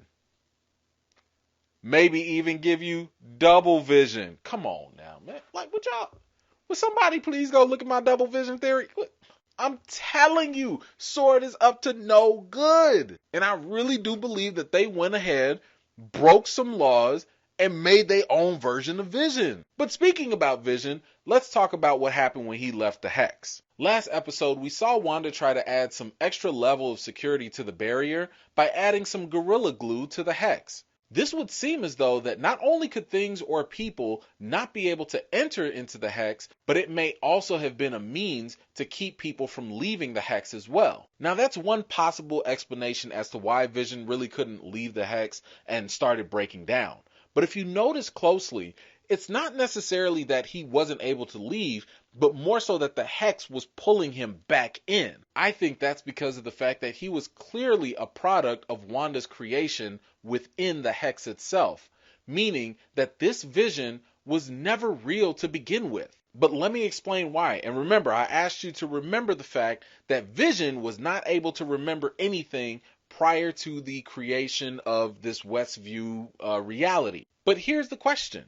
Why isn't that the case with Pietro? Let's just say that Wanda is the one that's creating people or whatever, and let's just say that it was based off of her memories and the person's memories. Well, that would certainly explain why Pietro was able to remember their childhood, and he also remembered the events of Age of Ultron. What it doesn't explain is why Vision can't remember anything during Age of Ultron, Civil War, or even being an Avenger. One would think that being an Avenger would be the most basic thing that Vision could remember, but I think there's an even simpler explanation for this. I mean, to me, it makes more sense that he can't remember being an Avenger because he never was.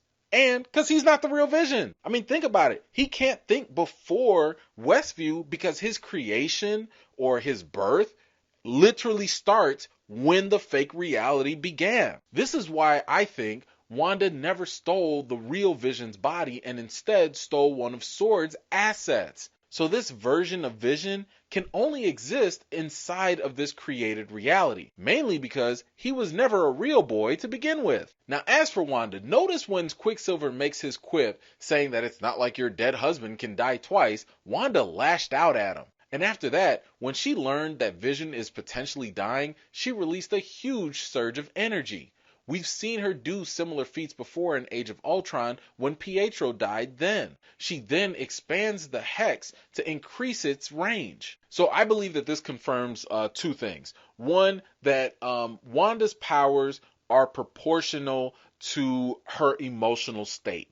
The more, angry she gets, the more upset or whatever she gets, the more powerful she becomes. The other thing I think this confirms is no matter how much she's sitting here talking about, I don't know how this happens, I don't know how this created, it doesn't matter. This woman is clearly in control. If she has the ability to seal up the Hex, to grow the Hex, then obviously the Hex is all her doing.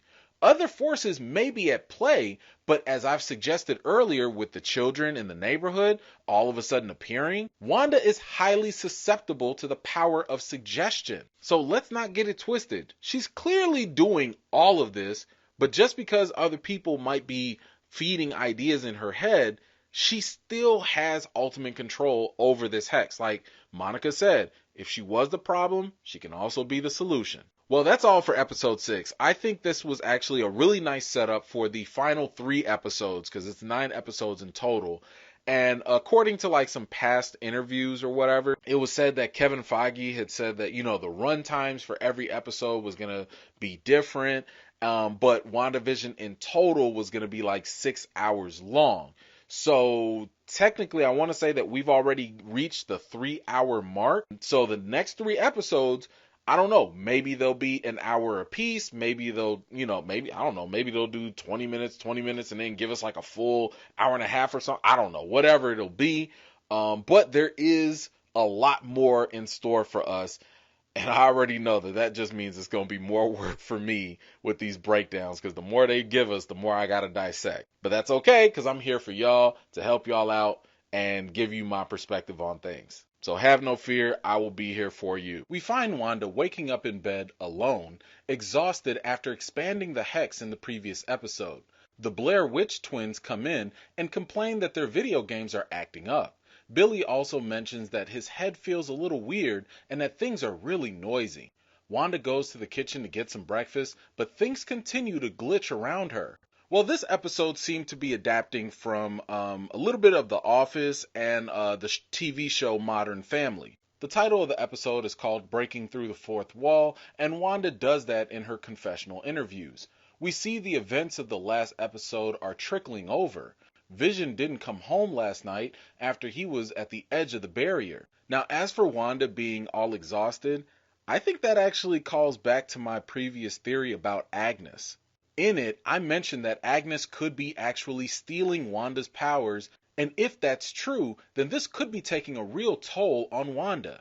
As a matter of fact, this could probably also explain why the things are glitching all around Wanda, and as she says, she can't fix it. I mean, think about it. If she's exerting all this power, and if something is stealing it or siphoning it off, then it's going to be kind of hard to keep this fake world together, and it might start to crumble. As for Billy having all the noise in his head, I think that's just pointing to his powers once again. As we saw in the previous episode, he has telepathic abilities similar to Wanda. So all that noise that he's complaining about are really all the inner voices of people's minds that he can now hear. Never mind that. Did you notice the milk carton of that missing kid? Now just keep this in mind. I do think we have some clues later on that point to what that's about, but I'll get to that later. As for the intro scene that follows, this seems like a really nice reference to the other TV show, The Office. If you notice, there's one scene here that has the word spelled out, Wanda, I know what you're doing. Look, let me just say this right now. I think that message was actually sent by Doctor Strange. Now, I know we might be jumping ahead a little bit here, but all I'm saying is that if magic is really at play here, and if magic exists and all this stuff is going down, you're not about to have the Sorcerer Supreme not intervene. I mean, this is literally his one job. Doctor Strange has one job, and that is to police magic in this universe or whatever. So I'm betting my bottom dollar that he is going to show up eventually. And this could just be a cryptic message of him trying to communicate with Wanda, kind of like when Jimmy Woo was trying to communicate to her through the radio. Vision wakes up in a circus and finds Darcy and tries to remind her of the brief connection they shared at the Hex. Back at the house, the Omen twins asked if they could go looking for Vision, but Wanda says that if he doesn't want to be here, then there's nothing she can do about it. They also ask about their Uncle Pietro, and Wanda immediately says for them not to consider him as their real uncle. She also says that she has no answers for anything that's going on. Agnes comes in to offer a helping hand and takes the kids off of Wanda's hands. As they leave, Wanda notices that more things are beginning to glitch. Now, Wanda said something very interesting here about Vision. She said that if he doesn't want to be here, then there's nothing she can do about it. And again, I think this goes back to the point that I've made before, which is that Wanda will not do mind control on Vision because she loves him and she wants him to love her back, which means she's not going to take away his free will and his ability to think. Now, there is something to keep in mind here. Vision might not be coming back at this point because something else is keeping him away. Right now, she's under the impression that he simply doesn't want to come back. As for Agnes, before we talk about the other big news with her, there are two things to pay attention to. First, she was asking about the mole on her body. Man, come on now. You know who else has moles? Witches. And then in her interview, she said that she once bit a kid. Look, just remember this for later on. I'll talk about what I think that means too. We jump back to Jimmy and Monica after they escape the Hex. Jimmy checks Darcy's email that she sent to him. Turns out that Director Hayward was not trying to decommission Vision, but rather he's been studying Vision's body in an attempt to bring him back online with Sword's resources. That is, until Wanda broke into Sword and took Vision's body away. Monica pulls up to the remote campsite near the Hex where she meets some military friends who have come to her aid. They managed to deploy a space rover according to Monica's specifications, which theoretically could allow Monica to re-enter the Hex. See? I told y'all Sword ain't up to no good. So it would appear that they might have been trying to weaponize Vision, even though that would be in direct violation of the Sokovia Accords and Vision's own will, where he stated he did not want his body to be used as a weapon. Now think back when Director Hayward said, "We launched today." What exactly was he talking about? Man, look, I ain't even got to remind y'all, because if you've been watching my videos, I already told you about my double vision theory, and I'm not letting that go. But I do want you to think about, what did Director Hayward say that they were going to launch today? What or who are they launching? Well, I'm under the impression that they're going to launch whatever weapon, sentient weapon that they created after working and studying on Vision's body. Now, the one thing I will admit is I have no idea if Wanda stole the real body. I want to say my theory said that she stole like a fake created one. So that is something that remains to be clarified for now. Now, as for Monica's friends, let me just say they are whack. Who are these people? I'm sitting here looking like, hold on, man. Who? You said you was the aerospace engineer. I'm looking like, yo, where my man Reed Richards? Where my man Hank McCoy? Can a brother get a mutant? A Fantastic Four? Anybody? Harpo, who these people? Ain't nobody coming to see y'all Otises? Now, thankfully, according to a recent interview with Tiana Paris, she said that she can't wait for people to find out who the aerospace engineer is. She also complimented some smart and intuitive fans who may have already cracked the case. Whew, man, look, okay, I'm glad that she came out and clarified that there is still a possibility that we will find out who her engineer friend is, because, man, I'm telling, man, them people was getting, I'm sitting here like, we ain't sent for y'all. Who are y'all? Ooh, I'm glad, okay, we can hold out hope. Back in the fake reality, Vision wakes up Darcy's mind to ask her for help. The two get into a truck and drive off to Vision's house. At home, the reality glitches continue for Wanda. In her interview, she says that she can't fix it. The interviewer asks, Do you think maybe this is what you deserve? Now, I know that usually in these sitcom formats, it usually deals with, the character talking to the camera. But yeah, according to these, reality shows, or the reality sitcom shows, these mockumentaries, the camera person or the interviewer, they're not supposed to talk. That kind of breaks the rules. But I have to say that the question that was being asked is definitely interesting. Now, of course, later on we do find out the identity of the interviewer. However, I'm thinking about the question itself, and it kind of gives me the impression that the interviewer has some sort of grudge against Wanda. To ask her if she thinks she deserves all this stuff that's happening to her leads me to believe that the interviewer may have even taken some pleasure out of Wanda's suffering too. Now, as for that Nexus commercial, I can't say that I've cracked that yet. I still kind of need a little bit more time to think about it. And the thing is, the Nexus, it can have two different meanings. On one side, it could have implications to the multiverse, right? Like the Nexus could just be either a gateway or a central point into the multiverse, and maybe the MCU is going to use it for that.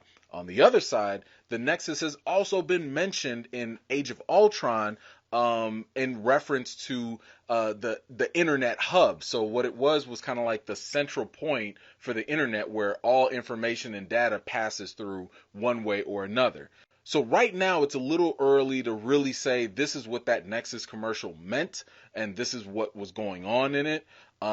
Maybe somewhere down the line, in the show, they'll reveal a little bit more. But for the time being right now, I can't really crack it. But hey, if you have a really good idea or if you've heard some interesting theories about the Nexus, please let me know in the comments down below because I'd love to hear them. We jump back to Agnes's house as she sits between the Texas Chainsaw Twins. Billy confesses to Agnes that he likes it at her house because her house is quiet. Furthermore, she's quiet on the inside. So as we already know, Billy, or he will be known as Wiccan later on, he has powers that are kind of similar to Wanda. Earlier, he said he was having headaches with all the noise, but now all of a sudden it's quiet.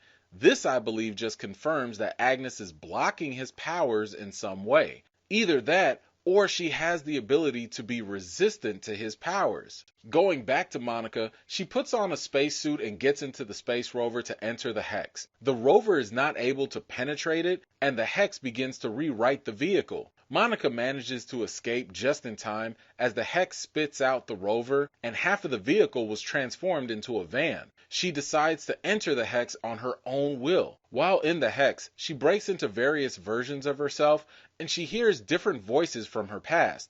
She breaks through and runs into the town. Okay, let me just say, I have no idea what compelled Monica to think that this space vehicle was going to work and bust through the Hex. But whatever. It's interesting here because the nature of the Hex has indeed changed, especially after when Wanda added that extra red energy to help secure it. Before, you could either get sucked in or walk right through, just like the Beekeeper did. Now, the density of the Hex apparently has changed, and it's making it really difficult to both enter and leave out. The extra thickness seems to be the main difference in the Hex this time around. Otherwise, the basic function of the Hex still seems to work, and that function is to rewrite reality. So what we know now is that basically the Hex is thicker and stronger, but it still does the same stuff. So the question though is, why was the rover not able to penetrate, but Monica could? Well, if you've watched my recent video about what's really going on with Monica, then you'll recall that Monica's body has already been transformed or remixed on a cellular level. The reason why I think she was able to still make it through is because the ingredients stayed the same. She's still a cheese pizza. Now, if you don't understand that cheese pizza reference, I highly recommend that you go watch my Monica Explained video. I tried to talk about what was going on with Monica and I used food as a reference. So if that's confusing, go watch that video, come on back, and then things will make more sense. Now, as for Monica, I do think that going through the Hex again did have like an additional effect on her. It may have amplified Monica a little bit. When she came out of the Hex, we saw that her vision has now been altered. So keeping with that cheese pizza reference, I think she went in as cold pizza and came back out of the Hex as a steaming slice of cheese pizza. So the dial on her powers or abilities can now be manifested even more. She was able to see lights resembling auras. This is a bit more of a call to the comics and Monica's powers. She became a being of pure light and energy, and as a result, she can now see energy and light in different ways. So that is why I think she can see the waves of energy coursing through the power lines and such. Vision and Darcy are driving back into town, and Darcy fills Vision in on the events of the past, including Infinity War and Endgame. Vision believed that it was Wanda that was preventing him from coming home with all these road obstacles. So he realizes how silly it is for him to be blocked in traffic, so he just ends up flying away.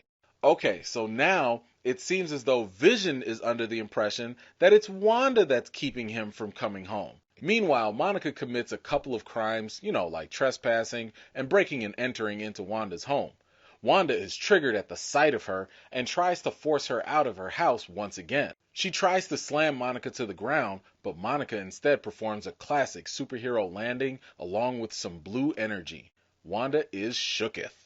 As the two stand off, Agnes comes in to take Wanda away from the situation. First of all, let me just say I cannot wait until Monica manifests her powers and she starts shooting these little energy, projectiles and just pew, pew, pew, pew. I need her to pew, pew, pew, pew. Just get to shooting somebody.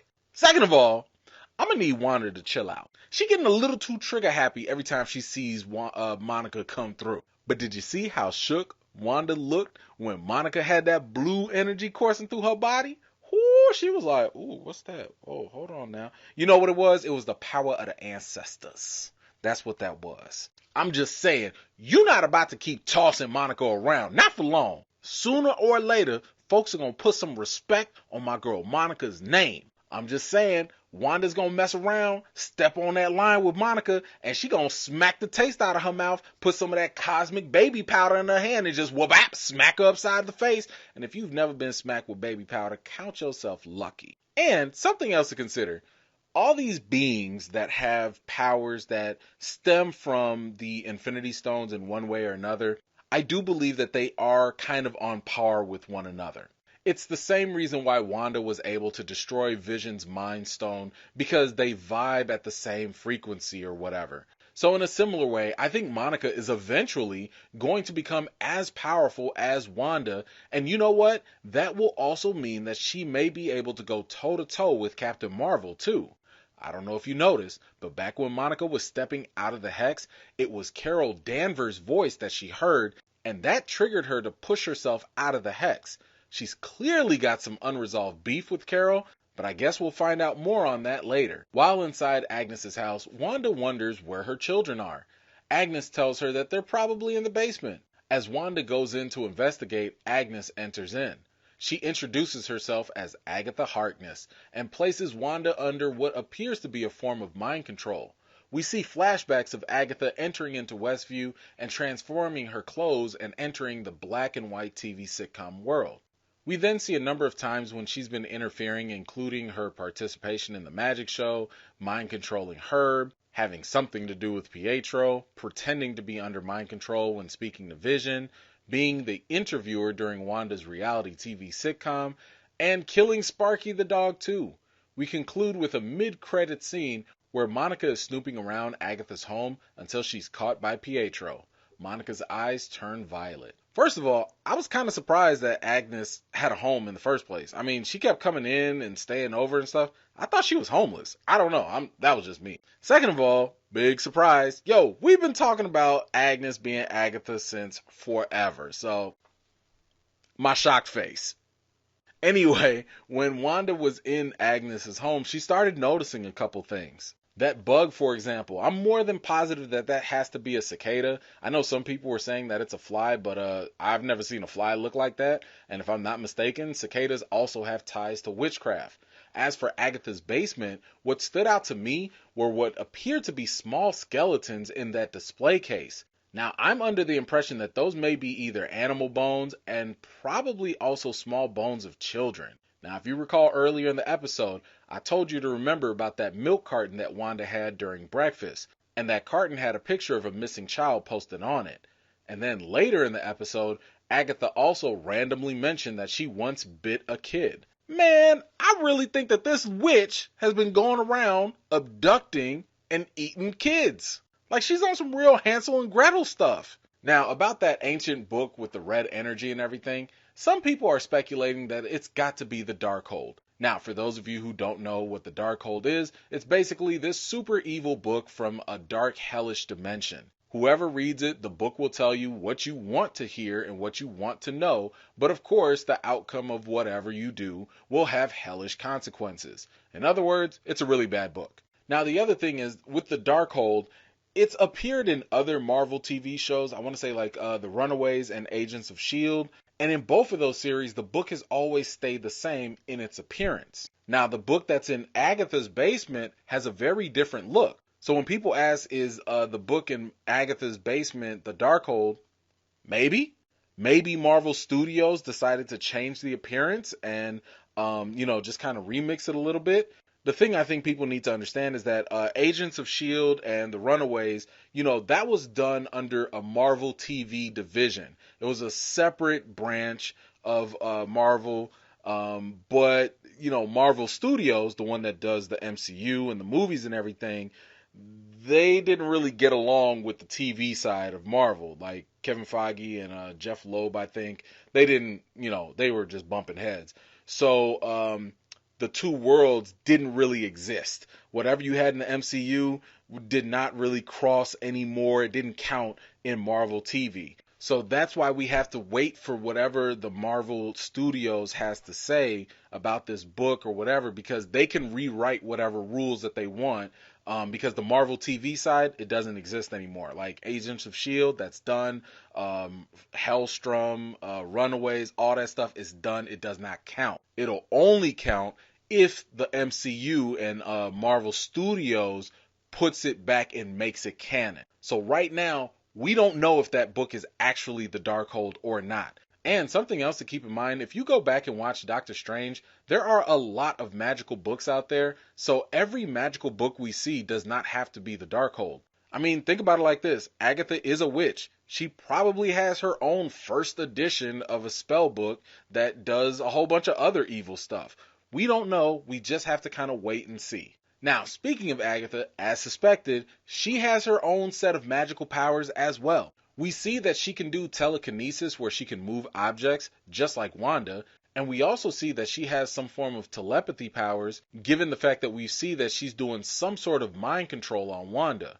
If you notice, Agatha's mind control looks very similar to what Wanda was doing in Avengers Age of Ultron. The key thing to pay attention to here is that Agatha's magic is violet in its color. As I've said before, Marvel likes to kind of keep things simple, so whenever you see violet-colored anything, more often than not, that is going to be regulated to Agatha. So whenever we see red-colored magic, that's going to be associated with Wanda.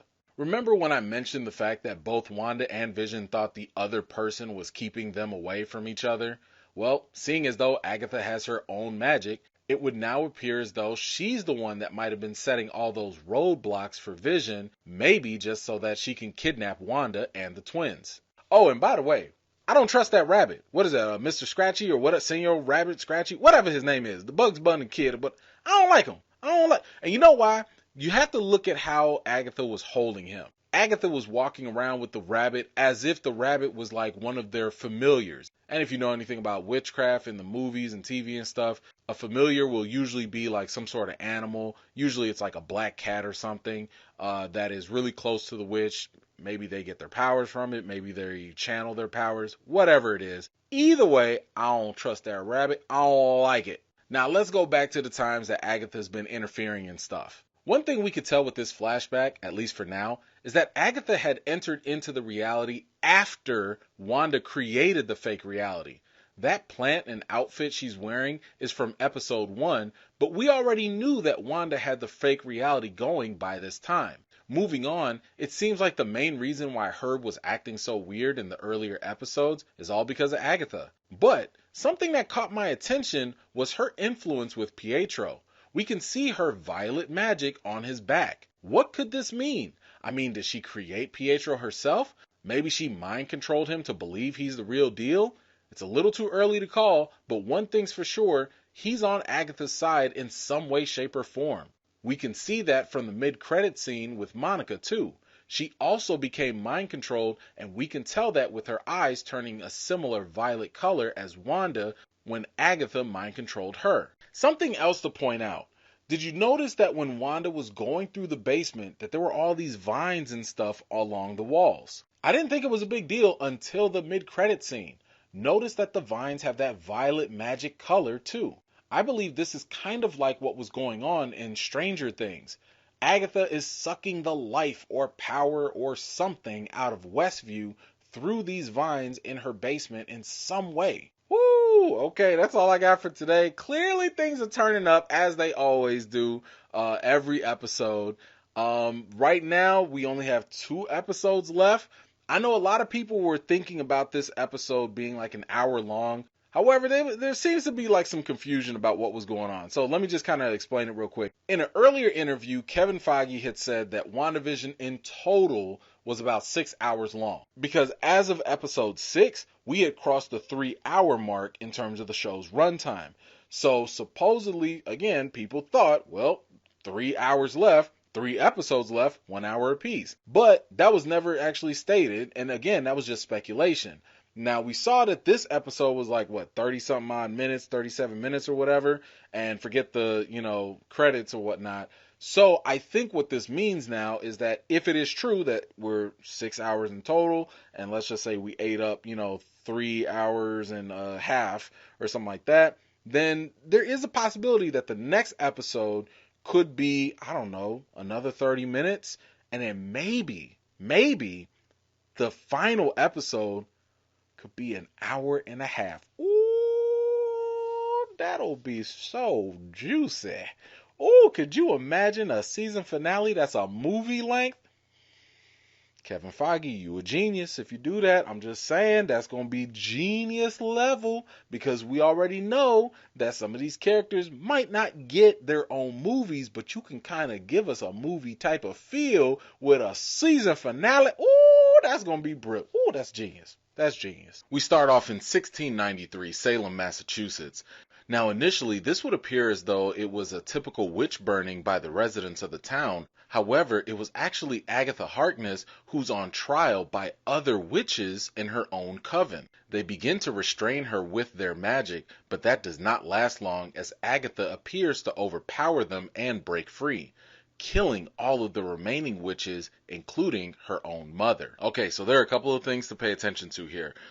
We first start off with Agatha begging for her, innocence, saying that she didn't do it, only to confess later on that, she did do it. So she's basically a seasoned liar. Then we discover that she's been practicing dark magic. So whatever she stole had to be some real seriously bad stuff. Maybe it was the book that was in her basement. As I've said before, maybe this book is the Darkhold, but maybe it's not. It doesn't look like the Darkhold from the other Marvel series, so I'm not going to assume that it is the same thing. Others have said that this book might be the missing one from Doctor Strange's library too. Now, I personally would like to believe that this book is something entirely different. I really don't like the idea of confining everything to just only what we know. I love when Marvel introduces new things to kind of expand the universe. Maybe this is, Agatha's own spell book. Maybe it's something else from a different, realm of magic that we haven't known yet. But either way, it's clearly something so bad that Agatha had to be punished for it. I mean, let's really think about this here. If witches gotta come bring you to the stake to get rid of you, you really done messed up. Especially if your own mother is leading that prosecution. Now, I don't know if that was Agatha's actual mother or if it's just the label of the head witch in charge. But can we talk about the fact that witches exist in the MCU? We now know that there are others out there with different types of power and different types of magic, and they all don't have to come directly from Doctor Strange's immediate background. I think this is really a nice new wrinkle in the MCU. As for what happened with Agatha here, we see that while the other witches were trying to restrain her with their blue magic, she ended up absorbing their magic instead. As a result, she left their bodies lifeless and apparently completely drained. Now, I believe that this fits right into my previous theory about Agnes's true hidden agenda. I said that I believe that she was secretly trying to steal Wanda's power or her magic all this time. I also pointed out in the shark commercial how Agatha was the shark and Wanda was the boy, and if you notice, the boy is left as a skeleton similar to those witches who had their power absorbed.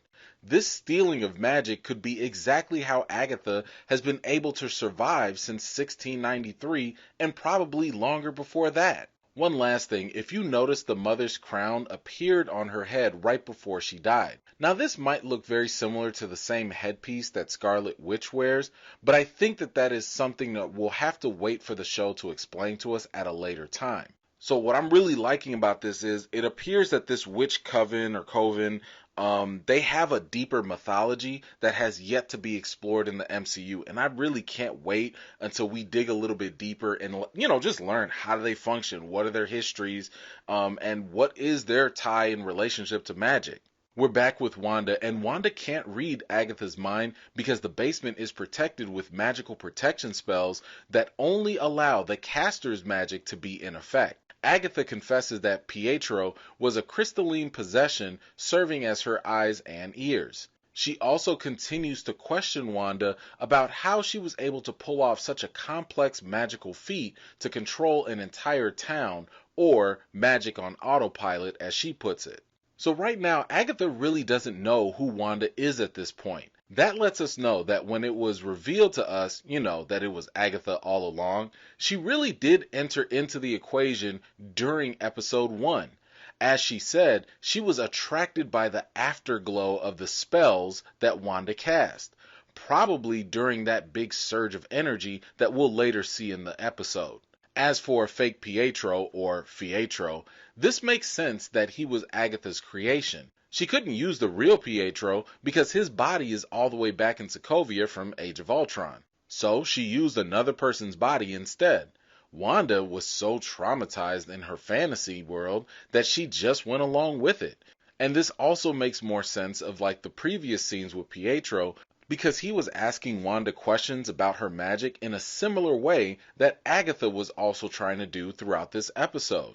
So this confirms that this Pietro is not a mutant and is not from the multiverse. And this is yet again one of the main reasons why I say we have to pump our brakes and wait until the show and movies actually confirm things for us instead of jumping to conclusions. Because I know a lot of people, like just a couple weeks ago, was like, oh, we in the multiverse. Oh, we got the X-Men. It's all confirmed. We here now. No, we not. Like, just wait. Because I was saying that, this also could be Marvel just trying to pull a fast one and trying to be funny. They do this stuff to us, Remember what they did to us in Iron Man 3, with the whole Mandarin and everything? We thought we was going to get the magic and all that stuff, and then it was like, we was just playing. So it turns out we're not getting the X-Men crossover that we all hope for, but I still trust Marvel that eventually we will get there. Agatha creates a magic portal to help Wanda go through her memories to discover her secrets. The very first memory we explore is Wanda's childhood with her family having a TV movie night. We see that despite the warfare going on outside, the family would still watch sitcoms like I Love Lucy, Dick Van Dyke, Malcolm in the Middle, and others. That is, until a bomb goes off destroying her family's home. A Stark Industries bomb lands right in front of Wanda and Pietro, just waiting to go off. However, a young Wanda stretches out her hand, and miraculously, the bomb does not go off for 2 days. As the memory ends, Agatha theorizes that Wanda actually used a probability hex spell to keep that bomb from going off. One thing I really liked about this is how this memory trip is very similar to how the Skrulls were probing Captain Marvel's memories. I think this is an excellent connection to what both Doctor Strange and Thor have talked about in the MCU in terms of how science and magic are really the same thing to some degree. Well, as many have suspected, the TV sitcoms have clearly played a part in both Wanda's childhood, and that's what has, influenced her reality in this whole hex. I mean, this was clearly her happy place, and that's why her reality warping abilities try to recreate that for her to avoid dealing with her trauma. Now, as for the bomb that was about to go off, Agatha said something very important here. Not only did she recognize that Wanda cast a hex probability spell that prevented the bomb from going off, but she also called Wanda a baby witch. As I said before, it would appear as though the MCU is trying to classify witches as probably a different category here. So, as of right now, Wanda is a witch. She ain't a mutant. We don't know that yet. Don't let these other YouTubers gas you up with stuff yet. I mean, look.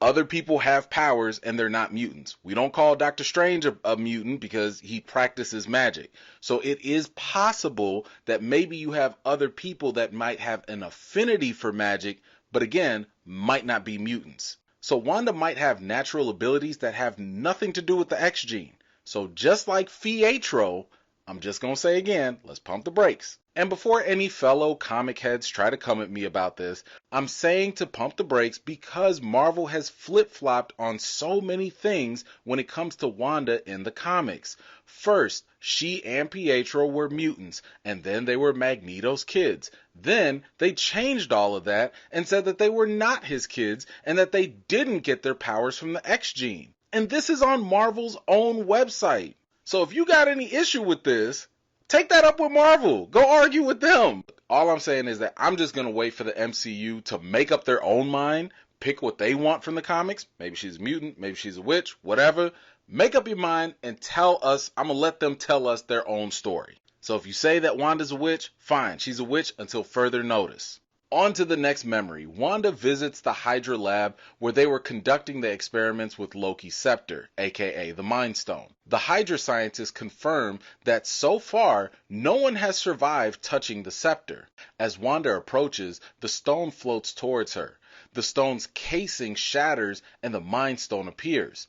Wanda sees an image of a figure wearing a headpiece and then she collapses. While in her cell, the scientists play the video footage, but it appears edited, leaving out the Mind Stone experience. Wow, okay, so there are a couple of things to take notice here because this whole scene is a mess. Wanda's experience with the Mind Stone is an interesting one because a couple of different things could be at play here.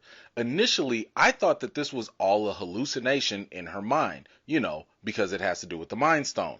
The main reason why I thought this was all in Wanda's mind was because at this point in time, we didn't know that the Mind Stone was actually yellow. Remember, in Age of Ultron, it was still blue in the blue casing in Loki's scepter. So the fact that it exposed itself seemed more like an illusion of sorts. Not to mention, you also had that glowing figure that Wanda saw come forth, almost kind of like the Phoenix from the X-Men movies. Well, sorry to disappoint, that was not the Phoenix Force. But thanks to some graphic artists on Twitter messing around with the contrast revealed that that was actually Wanda wearing a crown of some sort. Actually, it looked like a reformed version of her comic book outfit. Upon a closer look, we may even have gotten a sneak peek at Wanda's future costume. And it does look interestingly familiar. So it is possible that maybe the Mind Stone might have given Wanda a glimpse into the future, no different than how Wanda, when she would use her powers, kind of gave people like these illusions and stuff that were also calls to the future. Agatha also makes a comment saying that the Infinity Stone amplified what would have died on the vine. Now, the reason why I think what Agatha just said there was more important than you might realize is because I think what it's doing is hinting at the fact that witches' powers are not unlimited or infinite, meaning that whatever powers Wanda had as a baby witch, those powers may have died off on the vine or become weaker without maybe getting that boost from the Infinity Stone. We did see earlier on that the powers of the witches can indeed have a limit because once that power is drained, they shrivel up and die. By the way, Agatha had an interesting choice of words by saying what would have died on the vine. Look, I've got a theory video that I'm working on to maybe explain that a little bit, so stay tuned. Now, the other interesting thing here is that the scientists were trying to figure out what happened, but couldn't see anything on the edited footage. Well, going back through that scene, it does appear as though the scientists did actually see everything that happened with the stone and Wanda. It's not like they were frozen in time or anything like that either. But the fact that they don't recall what happened gives me the impression that either the Mind Stone wiped their memories or maybe it was Wanda. We've seen Wanda exhibit power that she isn't aware of before. She's created a town, she's controlled the residents without being fully aware at times, she's even mind-wiped people outside of the Hex, like those police officers that she made forget that Westview even existed. We also saw Wanda editing footage that Sword was watching via the broadcast. So, like I said, this whole scene was a mess. It's really hard to pinpoint what exactly just happened here. Maybe it's a combination of mind wiping, maybe there's some reality warping going on, for Wanda, but like it's possible it's just happening on a very small scale. I don't know. If you have any ideas or any other interpretations of what went down in this scene, please let me know in the comments. We now move on to Wanda at Avengers headquarters, sometime between Age of Ultron and Civil War. Wanda expresses her grief to Vision, and we see him comforting her. Well, I think this scene shows us two important things. First thing is, she described these waves constantly hitting her, and I believe she was talking about the waves of depression and trauma, with the loss of her loved ones. It was all just taking a real big toll on her to the point where she felt like it was going to drown her. This is very similar to what Monica Rambeau and Norm had said when they were describing their experiences of being under Wanda's mind control. Now, the second important thing to take away here is what Vision means to Wanda. First of all, my man said, "What is grief if not love persevering?" Bruh. Bars. This android is out here spitting. Woo! But more importantly, Vision served as her emotional anchor. As Agatha put it, he's what pulled her from the darkness. So in other words, when there's no Vision, Wanda's emotions and unchecked trauma will run amok. We jump to the final memory of Wanda visiting Sword headquarters to demand the body of Vision. She enters Director Hayward's office. He shows her Vision's dissected body. He also informs Wanda that it's their obligation, ethically and legally, to keep Vision's body because of the amount of expensive vibranium his body is made out of, and because of the fact that he is a sentient weapon. So, as I've been discussing in previous breakdowns and videos, the moment Sword changed their name and their focus to being sentient weapon instead of, world observation, that pretty much gave them the proper jurisdiction to lay claim to Vision's body. So I know some people were kind of asking, how was Sword able to take Vision's body from Wakanda? Well, let me explain that real quick. Let's not forget that Wakanda has opened up to the world and that they've also joined the UN too. The Sokovia Accords is a law that the UN has also agreed to, if I'm not mistaken. So if Sword operates in conjunction with the UN and the Sokovia Accords, that's probably the political and legal way for them to have ownership of Vision's body. Also keep in mind that Vision wasn't anyone's property because he was sentient, meaning he didn't belong to Stark Industries or Bruce Banner. However, once that sentience was gone, his lifeless body was a whole different situation. As we also know, he's made a will stating that he doesn't want his body to be used as a weapon, and that's also a provision in the Sokovia Accords. By the way, I need y'all to take a look at this.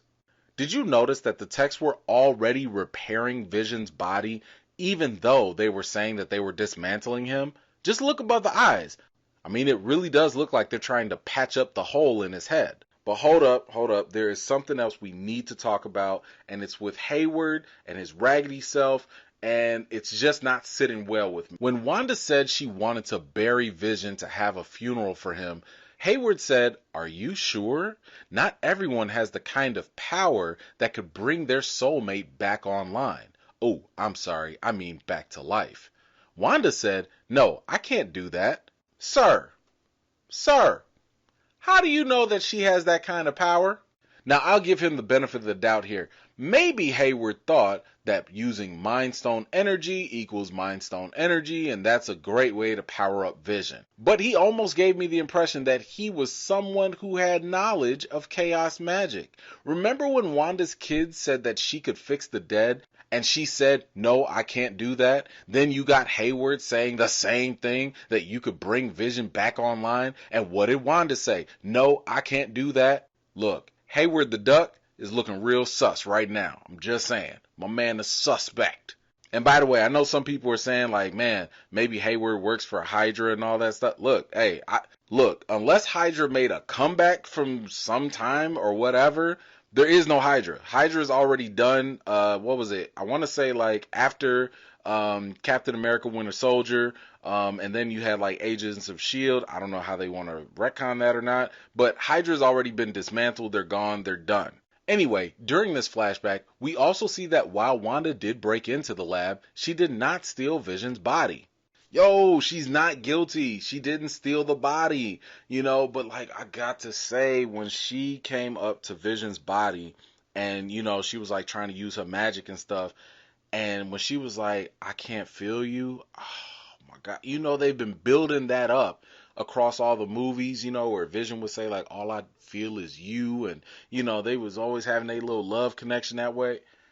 When she said that, I was like, yo, I felt that. That was just, wait. Well, I'm sorry. That was a bad pun. No pun intended. Sorry. But y'all know what I mean. Like, yeah, that was a touching moment. Wanda gets into her car and drives to Westview, New Jersey. She drives through looking at all the residents of the town that she will later hold hostage in her magical reality. She pulls up to a lot of land and looks at the deed with the handwritten note from Vision. The emotional weight of the moment overcomes her, and she lets out a burst of magical energy, which begins to build the home that could have been. Her powers continue to engulf the entire town, and she also produces a brand new Vision. Okay, so it looks like Wanda is the next of kin, and my guess here is that Vision may have listed her as such in his will sometime before Endgame. I'm also assuming that Vision went ahead and bought the house at the same time, for them to grow old in. But I gotta wonder, where did Vision get the money to buy a house? My man is out here like Tommy from Martin. You ain't got no job. Now, as for Wanda's emotional breakdown, this is something that was inevitable. Going back to Age of Ultron, it's almost been a mere depiction of what happened back then, except this time it's amplified much more. Actually, if you pay attention, remember when I talked about how Marvel will use colors to identify powers and abilities and things? Usually, Wanda's magic will be a scarlet red in color, but if you notice, when she's creating the hex, there's an increased amount of black colors in her magic. This is more than likely some of the chaos magic. Then you have her usually red magic converting into a yellow stream to create Vision. I think the simplest way to explain it is just the fact that, yeah, Wanda has Mind Stone energy, and her energy went into Vision because it was Mind Stone energy that was needed to bring him back to life. And of course, we know the Mind Stone is yellow, so maybe that's what Marvel was hinting at there with the red turning into yellow. But oh my gosh, that opens up a whole bunch of can of worms, because I mean, can she also create an Infinity Stone? I mean, we have to keep in mind the fact that what Wanda creates within the Hex is real. That's what Monica said, when she got kicked out of the Hex and was given her report. And matter of fact, while we're on the subject, that kind of ties into a question that I've seen a lot of people ask, which is how was Hayward able to track Vision within the Hex? Well, if it is true that what Wanda creates within the Hex is actually real, then she created Vision with real vibranium. And it was the vibranium that Hayward was tracking within the Hex. That's how he was able to follow Vision and see where he was going. Now, as for Wanda's emotional breakdown here, I think that what this shows is that, if it's not clear by now, this all came from Wanda. She may not know how her power works or, how to do certain things, but this whole thing with Westview, the whole Hex, all of it started with her. Which I suppose really raises the question, is Wanda the true villain here? Let me know what you think, because yeah, she's going through heartbreak and everything, but she's still holding an entire town hostage. I really want to know what the blowback on this is going to be. I mean, something tells me that, let's say Doctor Strange is involved, right? He might have to do like an entire mind wipe on the whole town. Otherwise, when all this stuff is said and done, how do you not throw Wanda in jail for all of this? I'm sorry, you can't just like undo this entire hex and tell all these residents that have been tormented all this time, my bad y'all, I was in my feelings and I had a bad day. Oops. But whatever, we need to talk about this created vision. Now that we know that this vision was created within the hex, it certainly explains a couple of things. We now can understand why this vision has no memory of anything before Westview. And that is because he was never real before Westview, so there's nothing for him to actually remember. However, after getting a recap from Darcy, it is possible that this might inform this vision to make even bolder decisions in the next episode. As Wanda concludes the trip down memory lane and the TV sitcom illusion is gone, she races outside. She finds the Exorcist twins being held captive by Agatha with magical restraints around their necks. Agatha says that Wanda has no idea how dangerous she is, that Wanda is supposed to be a myth, and that she's a being capable of spontaneous creation. Agatha confirms that the entire reality and family Wanda created is all chaos magic, and thus it makes Wanda the Scarlet Witch. So one thing I really want everybody here to understand is that, the way this show is operating, in this instance, Agatha is supposed to be a means for us, the audience, to like gain new insight and understanding. So what I mean is that when Agatha explains and discover things, this is really just Marvel's way for us to learn and understand things too. Listening to what Agatha said really gives us a lot to think about. She told Wanda that she has no idea how dangerous she is. And now I'm getting the impression that at first Agatha was just curious about Wanda, probably was licking her chops at her magic, wanted to steal it and everything. And then as she was going through memory lane with Wanda, she started to realize, oh, you a witch. Like, oh, you the big bad witch. You the whole Scarlet Witch. Yeah, I don't want none of this. You dangerous. I'm just saying, Agatha looked kind of spooked. Matter of fact, that's probably why she still got the kids held hostage, because that's probably protection for her. And I think what this could mean is that we could have an interesting twist here, right? This could actually make Agatha stop being the villain and maybe become a little bit more morally gray of a character. And what I mean by that is maybe Wanda is more dangerous than she believes.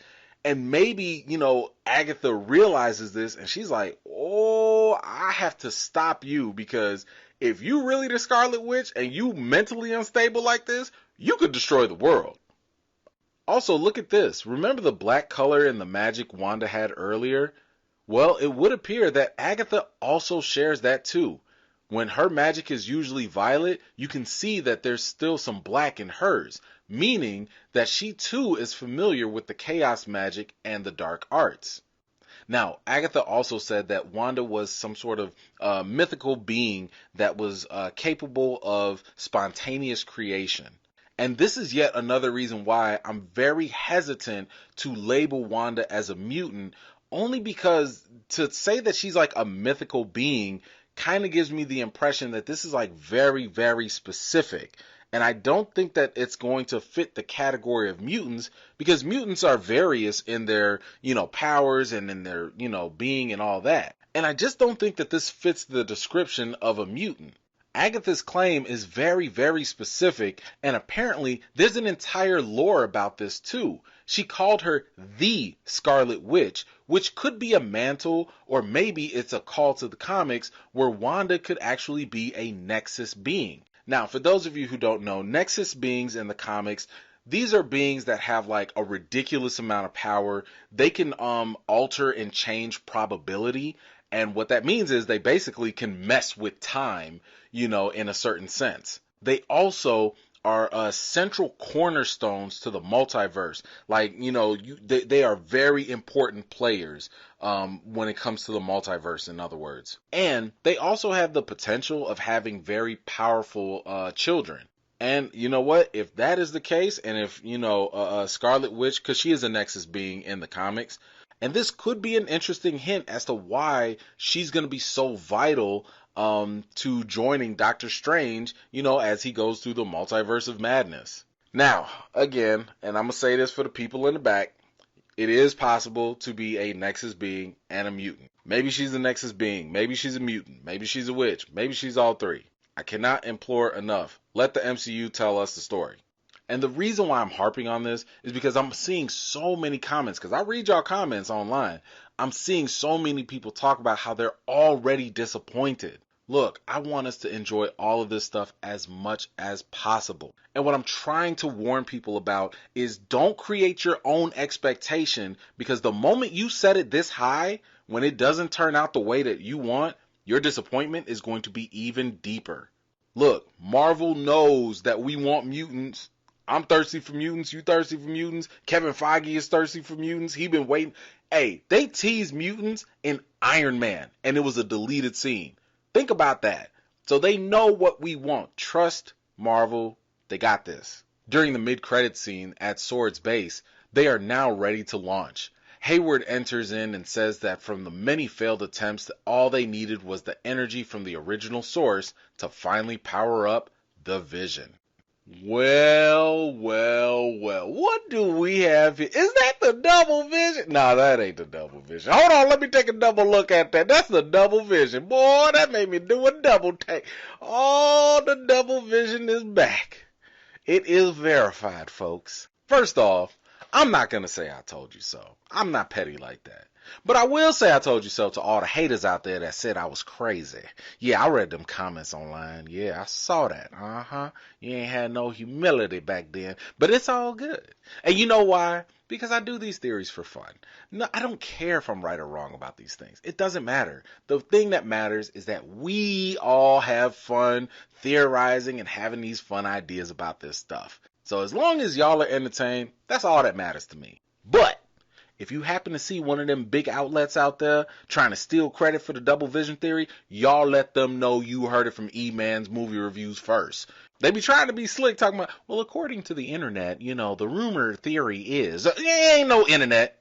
It's me, E-Man. But lo and behold, look at Sword with they lying selves, and they gonna bring Vision back online. And, of course, if you've been following my breakdowns, you already know I've been pointing out all these little signs that Sword are a bunch of liars and that they are clearly in violation of the Sokovia Accords by bringing Vision back online. Oh, and by the way, we had a great time during the live chat the other day, the reaction video where I reacted to the big reveal with Double Vision, so you can definitely go check that out if you like. Anyway, this brand new white Vision is the old Vision. This is drawing from the comics in the West Coast Avengers story. I believe it was called Vision Quest if you're interested. And I'll see if I can find a link to an explanation to the comic for you all. Basically, in the comic, Vision was dismantled, as we've seen in WandaVision, and he was brought back online, and he came back all white, and was void of any emotions. So my guess here is that what we see with this Vision, he's going to be all business, very logical, very robotic, and no emotion at all. Now, this is going to be very interesting to see this Vision interact with Wanda for the very first time. Because odds are he might actually recognize her, but ain't going to be no love there. And I got to tell you, if they're going to draw from the comics, that made for a very awkward situation. And now it's almost kind of like, ooh, if you Wanda, what do? Do you stay with this created perfect boo, but he's not real? Or do you go back to the old boo and he don't like you? I mean, White Vision's gonna pull a Thanos and be like, I don't even know who you are. But man, let the Vision on Vision battle begin. Look, I'm about to give you a couple of my predictions for episode 9. And I'm going to just say this now. I don't know if I'm right or not. I don't know. But if you don't want episode 9 to be ruined or whatever, now's the time to leave the video. But I'm going to give you a couple quick predictions on what I believe will happen moving on. Okay, so now you've been warned. It's your spoiler alert. So you good. Okay, cool. First of all, I do think that the next episode has to be at least like 50 minutes, maybe, hopefully more than an hour. There is so much stuff for them to wrap up here. I would like to believe that they're not about to just give us some 30 minutes and like, another 10 minutes of credits. Now, I do believe that we're about to have a magical battle royale, and I'm talking about like Vision versus Vision, Wanda versus Agatha, the Pet Cemetery twins, and Monica versus Pietro. Oh, by the way, I don't trust what was that? The rabbit, scratch and sniff, whatever. I told y'all already, I don't trust them familiars with witches, because they always be sneaky. They gonna be flying, breathing fire, or doing something weird. Like, don't trust the rabbit. And then, of course, I do believe that Doctor Strange is going to show up, probably late, after everything's already settled or whatever. But I do think that he is going to pull Wanda out of this. But look, I'm telling you, I feel like one way or another, whether it's Doctor Strange, maybe it's Wanda, maybe it's Agatha, somebody's going to have to do a major mind wipe of like just everybody, maybe all the people in Sword, on what happened. I mean, look, in the comics, Agatha did wipe Wanda's mind and made her forget about her children. And I gotta say, if they go that route, that's gonna be real interesting moving forward, because just imagine, the kids gonna come out of the hex. Let's just say they're gonna become real. They're gonna join the Young Avengers. It's just gonna be real awkward when we see, in future movies, Wanda meeting up with these kids and be like, oh, those kids look kind of cool. And they be like, hey, that lady looks familiar. And we gonna be the only people like, awkward. Now, back at the Sword base, Hayward is monitoring the situation and trying to confirm control over the White Vision. Jimmy Woo is brought in after being detained, and he threatens to expose Hayward's cover-up. Hayward, however, isn't concerned about that and dismisses Woo. Jimmy, on the sly, stole a safety pin to get out of his handcuffs and used the phone to call other federal agents. Now, if you look here, we can see that Sword is tracking both visions by following their vibranium signatures. Now, in regard to what Jimmy was referring to about Hayward's cover-up, it had to do with the fact that he activated the original Vision. As you recall, this was explicitly against both Vision's will and the Sokovia Accords. However, Hayward believes that if he can kill off Wanda and destroy the second Vision, then no one will care about the laws that he broke. Now, we know that Hayward specifically broke these laws because he explicitly said for Vision's objective to be reconfirmed, and earlier we heard that his mission was to neutralize Wanda Maximoff and to destroy the other Vision. However, because of the current battle, White Vision's systems are overloaded and he can't receive his marching orders from Sword. Wanda encounters Agatha in the middle of the town again. She informs Wanda that there's an entire chapter devoted to her, the Scarlet Witch, in the Darkhold, aka the Book of the Damned. She also states that the Scarlet Witch is not born, but forged. The Scarlet Witch doesn't need a coven or incantations to make spells. Her power also exceeds that of the Sorcerer Supreme. Worst of all, the Scarlet Witch's destiny is to destroy the world. Wanda, of course, does not believe that she's the evil person that Agatha has described. Well, Agatha released the mental control on Dottie, whose real name is Sarah, and Sarah begs Wanda to allow her daughter to be free. Agatha releases the control of the rest of the citizens of Westview, and they all begin to surround Wanda. Well, there is certainly a lot to unravel here, and I think Marvel is going to make it pretty plain and simple with their explanation on things. Agatha has confirmed her previous theory about Wanda before. In the last episode, when she was trying to figure out what was going on with Wanda, she knew that she was born a witch, but something made her more than a normal witch. As Agatha said, if it wasn't for the Mind Stone amplifying Wanda's powers may have died on the vine. Meaning, by being born a witch, whatever powers that Wanda had an affinity for, those powers might have faded away. When Agatha talked about the Scarlet Witch being forged, however, that's where the Mind Stone comes in. The Mind Stone itself is what made her the Scarlet Witch, and we did see the future image of that during Wanda's flashback.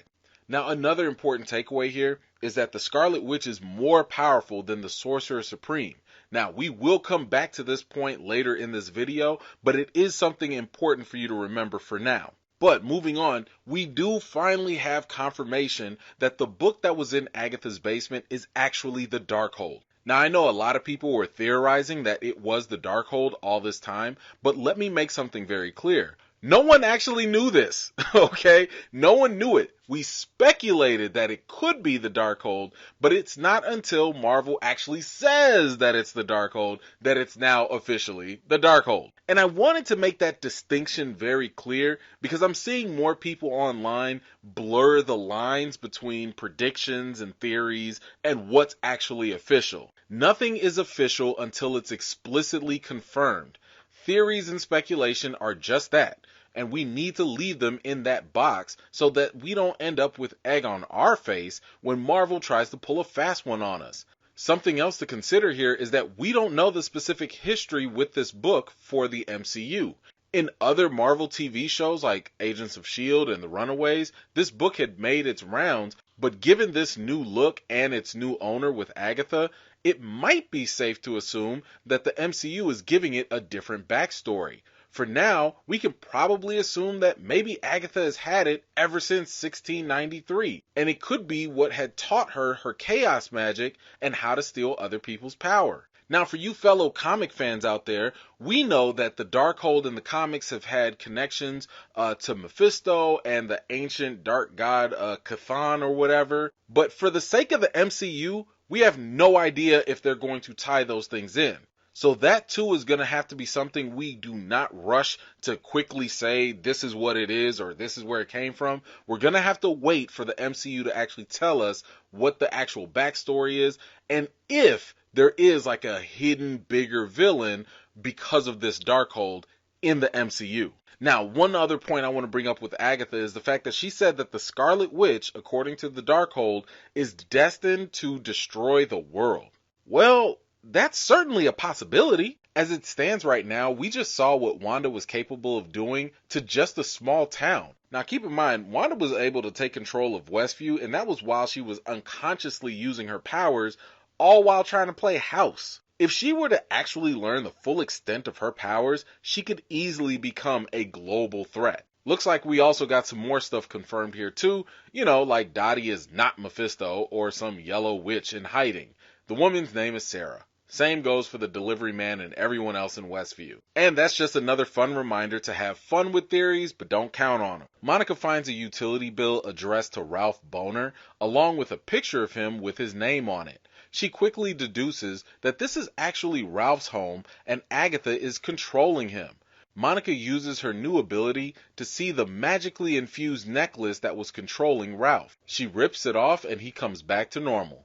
Well, I don't know what else people will need. This is Marvel yet again trying to let people know just how fake this Pietro is. Agatha confirmed that he was a puppet she was controlling. Then the show goes this extra mile to show you that he's just some guy named Ralph. I mean, they're out here showing this man's utility bill. Like, the last time I had to do that was maybe for verifying a state ID or something. Anyway, we could chalk this up as just another Marvel troll job. No different than how they kind of faked this out with the Mandarin in Iron Man 3, or how they faked this out with Hulk appearing in Infinity War. This is not the real Pietro, and whoever is holding on to that, please let it go. One other good explanation is that Ralph is the MCU version of the X-Men universe's Pietro. Meaning that there's hope that one day the X-Men universe's version can still cross over, but for the time being, this man's name is Ralph Boner. Look, his mama called him Ralph, so we gonna call him Ralph too. Now, as for those of you that were asking like, well, how did Ralph have super speed and stuff? Let's not overcomplicate this. I think this show is kind of showing us that they go with the simplest route. It's just magic. That's all. Let's not pretend that that's a stretch of the imagination, as if we're not inside of a magical hex that speeds up time and creates people out of nothing.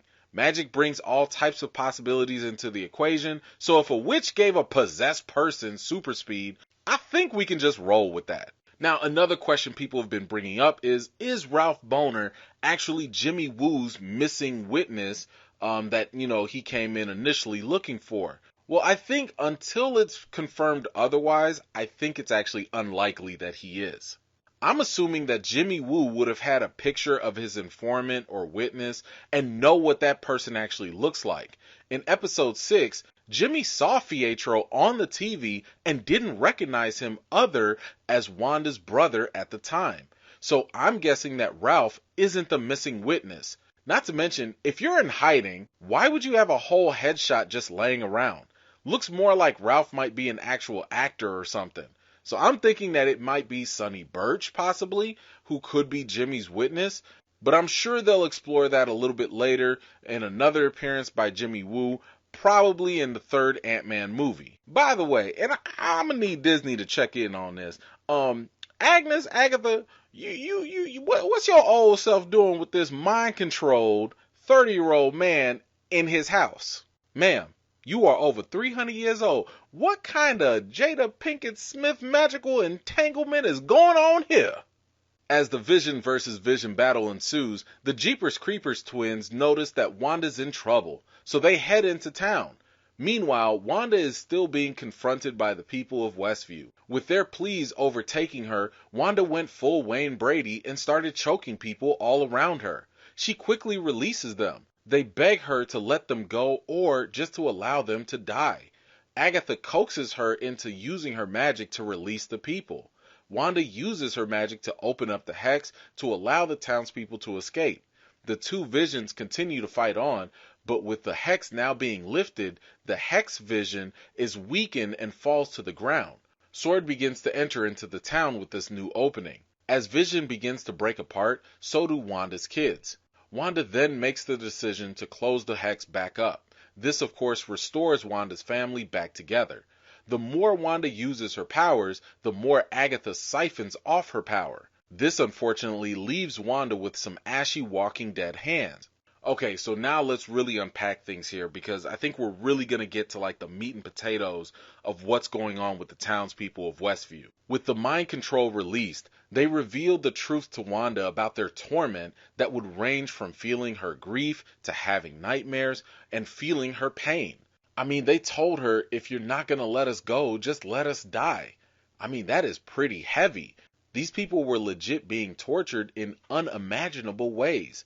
Imagine your free will being taken from you and you can't control your body and you're aware of what's going on, and then on top of that, you have to feel someone else's pain and grief if and when they even allow you to go to sleep. Then when you finally have a chance to speak up against that torment, they choke the mess out of you as a reflex. I mean, my goodness, the people of Westview are going to be emotionally and mentally scarred for a long time.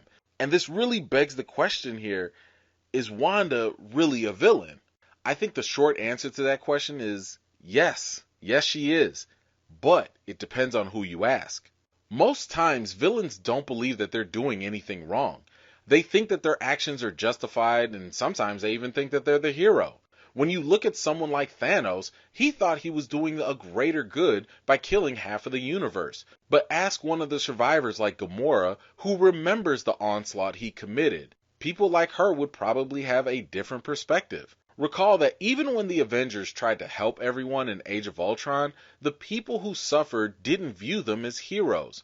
So I think what this tells us is, it doesn't always matter what someone's intentions may be. You know how the saying goes that actions speak louder than words? Well, I think it also applies to say that actions speak louder than intentions. I mean, think of it like this. Let's say I step on your foot on accident and I cause you a great deal of pain. Well, in your mind, that doesn't make me less of a jerk, and it doesn't nullify the pain that's now in your foot. I'm still technically at fault for stepping on your foot, which kind of makes me the bad guy, even if it was an accident.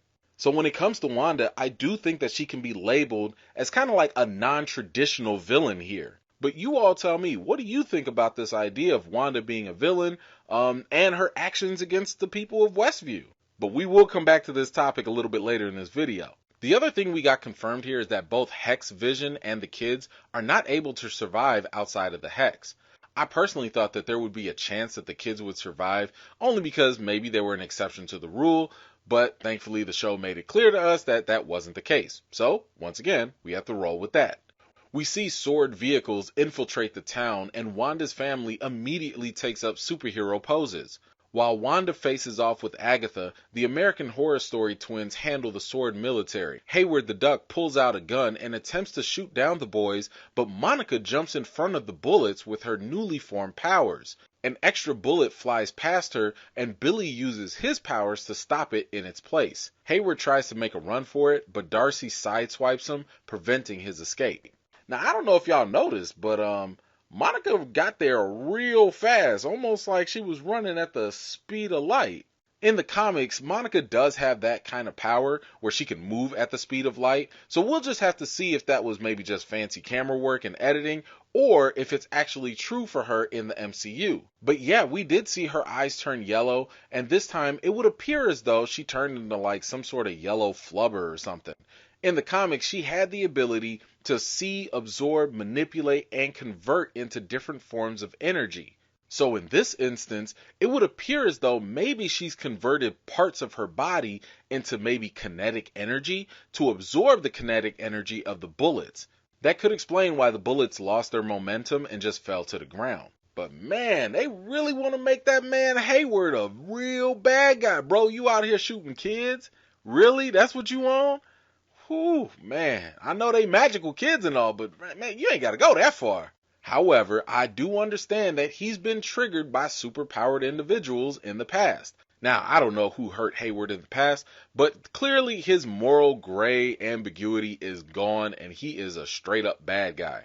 Keep in mind that even though nobody likes him, he was still doing what he thought was right because Wanda did have an entire town being held hostage.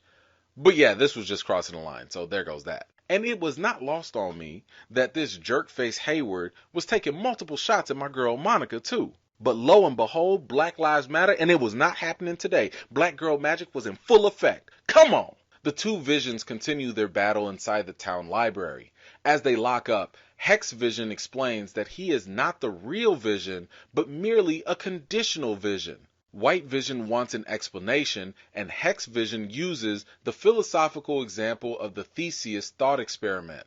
When the White Vision ponders this, he acknowledges that he doesn't have the memories of the true Vision, but Hex Vision unlocks those memories by touching his head. With those memories now unlocked, the White Vision proclaims that he is the Vision and flies away. Now, I really enjoyed this exchange between the two Visions for a number of reasons. One of them mainly because, one of my focuses in college was philosophy, so I'm just eating up all this subject matter. But I do understand that there are people out there that felt a little disappointed that this encounter with the two Visions kind of ended in an anticlimactic fashion. But I should say that what we saw was actually very consistent with the character of Vision and what we've already seen in Age of Ultron. Recall that when Vision was going up against Ultron, he tried to use logic and reasoning to talk Ultron down. However, Ultron wasn't trying to hear any of that, and he was the aggressor, which is what led them to actually fighting it out towards the end. In this case, we have Vision going against Vision, and who knows Vision better than himself? Vision knows that logic and reasoning will overcome everything for the other Vision, and that's why this whole exchange makes sense. Now, for any of you that might have struggled with maybe understanding the Theseus thought experiment that they were talking about, I guess another way you could kind of look at it is imagine like your 10-year-old self and like your older present day self. Maybe your 10-year-old self like ketchup on eggs or something and your older self doesn't. Well, we know that as we grow older, our cells change, our bodies change, on a molecular level, we're not exactly the same. But the philosophical question here is, are you still the same person? And the answer is yes. Your 10-year-old self is still you, just like your present day self is still you. And this is the case with both Visions. Just because one doesn't have the memories, but still has the original body and everything, that's still Vision. And this Hex Vision, who pretty much is just like a creation of Wanda, he's still Vision to a different extent, even though he does say that he's a conditional being, and what that really refers to is just the fact that he's only a being within the hex, so, that's the condition. Now, when Vision touched White Vision's forehead, it's hard to say what exactly he did to him. I think the simplest thing is that he unlocked his programming that was blocking access to his previous memories. So the same way that Hex Vision was unlocking people's mind control, he also did the same for White Vision. Given, how Marvel likes to use color coding and everything, the yellow streak could mean that it was the Mind Stone powers at work here. So can we say that White Vision, the original Vision, is back to normal? I don't really think we can yet. The fact that he's still all white may be an indication that he's still void of his sentimental side. He does declare that he is Vision, and it would appear as though he's got his memories back given, the visual flashbacks that we saw. But that might be it. He still doesn't have the Mind Stone, but if I had to guess, I think that there are enough remnants of his past memories to remember at least who he is. However, as we all saw, he just immediately left. So where did he go? My guess is that he's on a soul-searching mission, perhaps. It appeared as though his memories only go back to the events of Infinity War, and that was pretty much his death. So maybe he's going to go do some catching up on the last 5 years. I mean, I'm thinking it'll be kind of interesting to see what happens when he learns that Tony Stark passed away. Now, even though he's got his memories back, I think that he's going to go back to the way he was when we first saw him in Age of Ultron. So he's not going to know how to be more human. He might not know how to, have the emotions. These are things that he might have to relearn. And more than likely, we're going to see him be void of emotions, be more robotic, be more logical, probably less, empathetic. And again, this will just kind of be like, actually, it'll be no different than how Marvel has made Loki go back to the version he was, or Gamora back to the way she used to be. So this might be a way for us to kind of revisit that version of Vision that is void of his humanity and see him maybe rediscover it or not at all. Now, as far as when are we going to see him again, I'm not entirely sure. White Vision did play a role in the West Coast Avengers comics, which featured a much younger Avengers team. So maybe he'll take part in the future when they eventually do other Avengers movies. Otherwise, I think the next best bet might be for him to show up in Armored Wars, which features Rhodey. Now, if you have any other ideas of when we're going to see White Vision again, please let me know in the comments down below. Wanda appears behind Agatha to give her the red wiggly woos straight to the head. Agatha is placed back in Salem at the stake. She begins to beg for mercy, but yet it's another ruse. The dead witches rise up and become extremely rude by pointing at Wanda. They declare that she is not only a witch, but the Scarlet Witch. The roles are reversed, and now Wanda is at the stake. Agatha asks Wanda for her power, and in exchange, she'll allow Wanda to live in Westview in a painless reality. Wanda releases a powerful surge of energy to break herself free. She shoots magic all around where some land on Agatha and some miss by a large margin. As Wanda begins to dry up like a California raisin, Agatha absorbs much of Wanda's magic. As Agatha tries to deliver the final magic blow, she realizes that her powers no longer work. Wanda, on the other hand, has gone from ashy to classy, and power has now been restored within her. Turns out that all this time she's been creating the same magical runes to seal away any other magic outside of her own.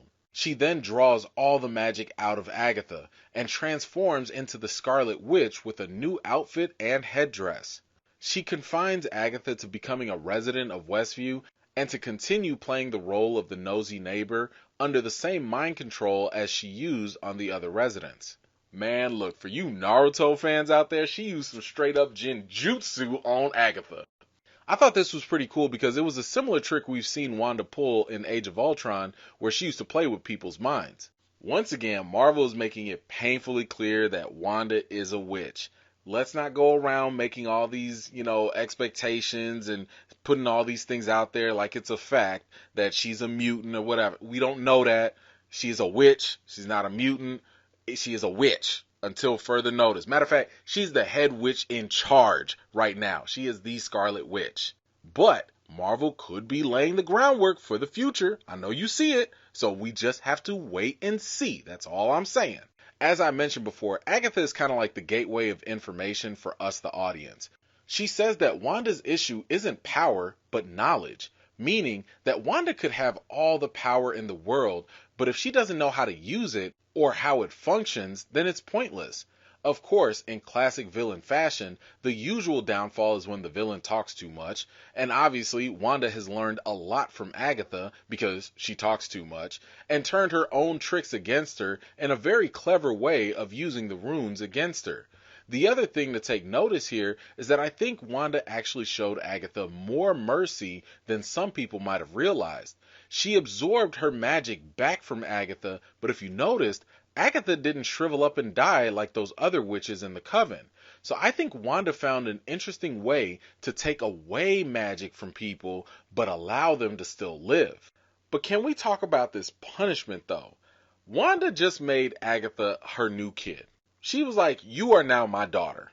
I mean, I know that this witch on witch violence has got to stop, but dang, Wanda, did you really have to go put Agatha in a magical timeout until further notice? Anyway, this is just a convenient way for the MCU to put Agatha on hold for a while until Wanda needs her services, as like a teacher or a mentor in the future. My guess is that we'll see Agatha return maybe in Doctor Strange 2 or possibly in the second season of WandaVision. Wanda and her family go back home as the Hex continues to shrink, converting things back to normal. Meanwhile, Wanda and Vision tuck their kids in bed for the last time. She thanks them for choosing her to be their mom. Wanda and Vision come together to say their final goodbyes. You know what? I'm actually kind of interested in what you all think about that line that Wanda said, where she thanked the boys for choosing her to be their mom. I'm just kind of at a loss, thinking about it because I don't want to over speculate it, but I just kind of wonder did the kids have their own autonomy or something and maybe they made the choice to will themselves into existence? We have seen them actually decide to grow themselves up, but then again, I don't want to get too deep with that and, go down that rabbit hole. So if you have any other thoughts on why they said that, please let me know. But man, look, this final moment between Wanda and Vision, I mean, we knew that this was coming. We knew that eventually they were going to have to say some real emotional goodbyes and stuff. But it's still one of those moments, I know it's coming, but it still hits you and affects you. It definitely still kind of affected me. I mean, I just know that I really appreciated it because I felt like this was that extra emotional moment that kind of elevates comic book genre, TV, and movies to a slightly higher level. Yeah, we have magical powers and all this crazy stuff going on, but in the middle of it all, there's some real heart. I mean, Vision asked, "What am I?" And Wanda said that he's the piece of the Mind Stone that lives in her. He is her sadness and her hope and her love. Look, I'm just saying, if the writers for WandaVision don't get an Emmy or an award or something, something is wrong because they are out here spitting straight up bars. But what Vision said was kind of important. He said that he was basically a memory made real. That may actually explain the colors that we saw when he was first being created. Vision is a manifestation of a memory, or an aspect of the Mind Stone's power, in yellow, that lives within Wanda, but still produced by her chaos magic that we see in red. I mean, I just really love what this entire scene kind of represents. I mean, imagine losing a loved one and you had the power to make the memory of them come to life and be real. And you actually have an opportunity to live a future with that memory. I mean, I'm just sitting here thinking if anybody's lost a loved one, that moment has got to be pulling at the emotional heartstrings, right? And what we're seeing here is Wanda finally coming to terms with the final stage of grief, and that is acceptance. She's accepted that Vision and her family are gone, and therefore she's able to let go over this reality and the created family that came along with it. As the hex is gone, Wanda is left standing in the lot where the house used to be. She takes her walk of shame through the town as the residents of Westview give her the evilest of eyes. Wanda vows to learn more about her power and escapes the crime scene, becoming a fugitive on the run. Well, the people of Westview, they definitely view Wanda as the villain here. Now, Monica did say that they'll never know what you sacrifice for them. But I do have like a slightly profound response to that. So? I highly doubt that these people that were mentally, physically, and emotionally tortured for days give two craps about whatever Wanda gave up. I mean, yeah, we the audience, we know what she went through because we had the convenience of seeing it in 9 episodes and previous movies. But as I said before, it's all a matter of perspective. If you were one of the townspeople and you were suffering like that, will the excuse of, I was grieving my loved ones, sorry about the mental torture thing, really fly for you? All I'm saying is that empathy, sympathy, and understanding has to go both ways. It can't just go to the heroes that we know and love. The victims matter here too, and that's why I really love what this show did. It didn't make all the stakes here black and white. It could have gone the easy route and just magically mind wipe everyone and we all go back to living in happy Pleasantville. Instead, WandaVision kept it all the way real. Something else I found kind of funny though was Wanda's walk of shame. All the people could do was just give her a mean mug. Nobody would or could actually do anything. I mean, seriously though, who's gonna check her? Who's gonna say something to the Scarlet Witch? I mean, Doctor Strange was apparently MIA, slacking on his one job to police magic. So it seems like the world is just gonna have to sit back, take it, and hope that Wanda just doesn't have any more bad days, or else. I appreciated the fact that after Wanda's bogus treatment towards Monica, she actually apologized to her. But I love what they're doing with Monica's character here. She's able to empathize with Wanda because they both were experiencing grief. However, Wanda only apologized to Monica here. I kind of think more apologies would have been nice to the people too. Might not have done very much, but at the very least, it's something. We jump to the mid-credit scene and Monica and Jimmy Woo see Hayward being arrested.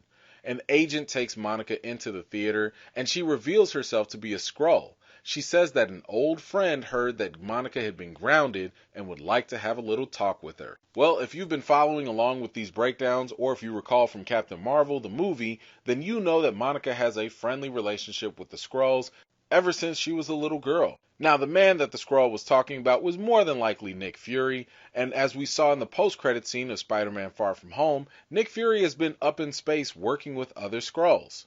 Well, this could mean a whole number of things, and of course Marvel's just sitting here opening up these can of worms and all these questions that need to be answered sometime later on. I mean, does Sword have like an Earth base and maybe a space base? Is the Earth base a fake front and maybe the real operations are going on, up in space? Did Fury maybe co-sign on, maybe taking out Wanda? The other question is, how long has all this stuff been going on? Did Fury start up Sword back in the 90s? Was this like a co-partnership with, Fury being in space from time to time and Maria Rambeau, maybe she was working the base in Earth? I don't know. I mean, the one thing we do know is that Nick Fury is going to have the Secret Invasion Disney Plus show. That's more than likely going to be dealing with more Skrulls and stuff. So we will possibly get some answers in that show. Then again, Monica Rambeau is also going to be in Captain Marvel 2. So we might get some answers about what the Skrulls and stuff have been doing all this time as well. All I know is I'm here for more Monica. We jump to the final credit scene with the log cabin with Wanda sitting on the porch drinking her tea. As she walks into the kitchen, in the back room, the Scarlet Witch is levitating and reading the Darkhold book with symbols floating all around her. As the pages turn, she can hear the voices of the Pet Sematary twins crying for their mom to help them. Well, this was a doozy of a final post-credit scene, so let's first talk about the double Wandas. Now, I believe what we just saw was Wanda's real body moving around, minding her own business, sipping on some tea. Get it? Okay, never mind. Anyway, the Scarlet Witch version of her had to have been her astral projection. If you recall from Doctor Strange, we have seen Doctor Strange use a very similar technique where he would be resting in bed, but his astral form would be reading. However, this time we see that Wanda is able to do this while her real body is up and active. Recall earlier what Agatha said about the Scarlet Witch being more powerful than the Sorcerer Supreme. That means that she can probably do more things than Doctor Strange and probably better. She's probably even more powerful than the Ancient One too. Now let's talk about some more things that Agatha mentioned. Agatha read in the Darkhold the chapter about the Scarlet Witch, and she said that the Scarlet Witch was destined to destroy the world. Well, there's no reason to disregard Agatha's words here because the Darkhold is a powerful and very evil book. If you recall from the previous breakdown video, I mentioned how the Darkhold is just bad news for anyone who reads it or uses it. Now, I don't know if this will change in the MCU because they're making this up as they go, but normally the Darkhold's basic function will be to show the reader their deepest desires and in exchange show the reader how they can accomplish that goal. However, there's always some sort of evil consequence that comes along with that. I mean, Agatha did say that this book was the Book of the Damned after all. So with that, we saw that Agatha had the desire for more power, and the Darkhold apparently taught her chaos magic and how to accomplish stealing people's magic. And as a result, she got herself enslaved to the Scarlet Witch for her troubles. Now, as we heard, Wanda can hear the voices of her kids. Where these voices are coming from, that we do not know. Maybe they're stuck in the multiverse of madness, another dimension. One thing that I thought was pretty interesting that Agatha mentioned was that spells cannot be changed once cast. When rules like that are expressed, I think we have to pay attention to that. Sure, a spell might be cast or lifted, but it cannot be changed. So my guess here is that maybe since Wanda's kids were a byproduct of spells, maybe they're still alive because of that magic rule. Like in Doctor Strange, it says that magic is all about energy being pulled from the multiverse or different dimensions. So maybe when a spell is lifted, the energy goes back to its original place or its original dimension. In other words, just because a spell is lifted in this dimension doesn't mean that the energy used to produce it is eliminated.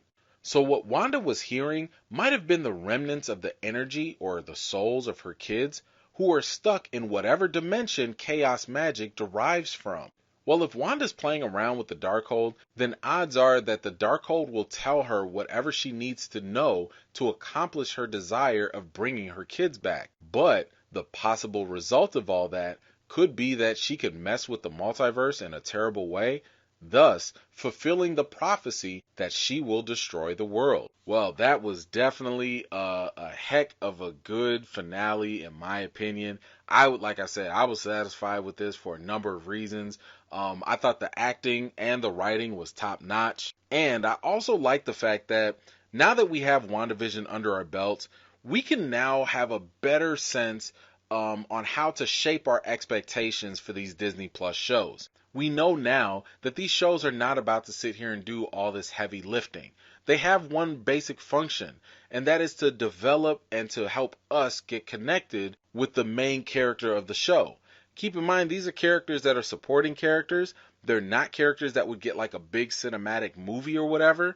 So this is the best time for us to really get to know them. So when it comes to like other things, like a big reveal like mutants and stuff like that, they're going to save stuff like that for the movies because that's where they'll get the most money. I mean, like after this show, I actually care more about Wanda because I know her journey. Some people might relate to her even more. And that is all these shows have to do, honestly. And anything else like cameos or whatever are just bonus. They're not requirements. So I'm hopeful that, moving forward that, this will help us, us fans, like really manage our expectations for these shows.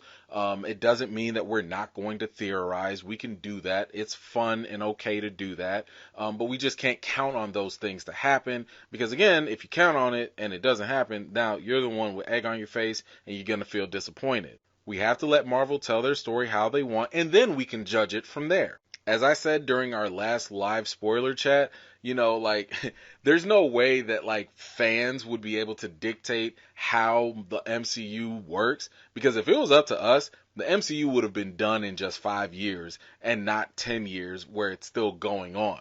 We are just so in a rush to like put all our hopes and desires and everything we want to happen right here, right now, at this moment. And it's like we're not giving things time to breathe. And Marvel is not in a rush. As I've also said, Marvel is not trying to win over us comic fans, the people that know what's going to happen, down the road. They're not worried about us. The main priority, they will obviously, look, they give us Easter eggs, right? They give us Easter eggs to be like, hey, remember this? Yeah, that's cool. But the real target are the people that have never picked up a comic book, or maybe even the people that have never watched an MCU program. So those are the people that they're going to appeal to. They're going to take their time with it. I mean, if I can give you the same book analogy that I gave in the spoiler chat, it's kind of like we want to hurry up and jump to chapter 19, but Marvel's like, yo, we're still writing chapter 4. Hold on, we'll get there. So, they know we're going to tune in, but they're still trying to attract other people and not bombard them with over-the-top concepts and things. They're trying to always just handhold and go at their own pace. So let's just enjoy the ride and see what stories they come up with. Anyway, that's all I got for today. What did you guys think about this season finale? How did you feel about the final episode? And how do you feel like it made the whole series? Like, on a scale from 1 to 10, what would you give WandaVision as a whole? I think I'm probably going to give it like an 8.5, maybe a 9. Like I said, I really appreciated the writing and the directing and the acting and everything.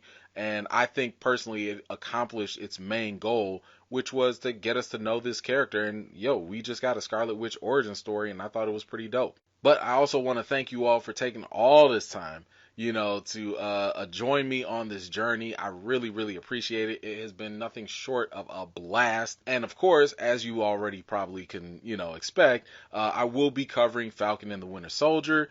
We will be going over that weekly as well. So just make sure that if you haven't already and you like what you see, like this video, subscribe, and, hit that bell so that you don't miss out on the notifications. Also, if you want to support this channel, share this video with your friends. That goes a long way in helping my channel grow. In the meantime, I've got more videos and reviews to do for you all, and until next time, I'll see you all later. If you're new here and you like what you see, don't forget to like this video, subscribe, and don't forget to hit that bell so you don't miss out the next time I drop a video. I've got more videos and reviews to do for you all, and until next time, I'll see you all later.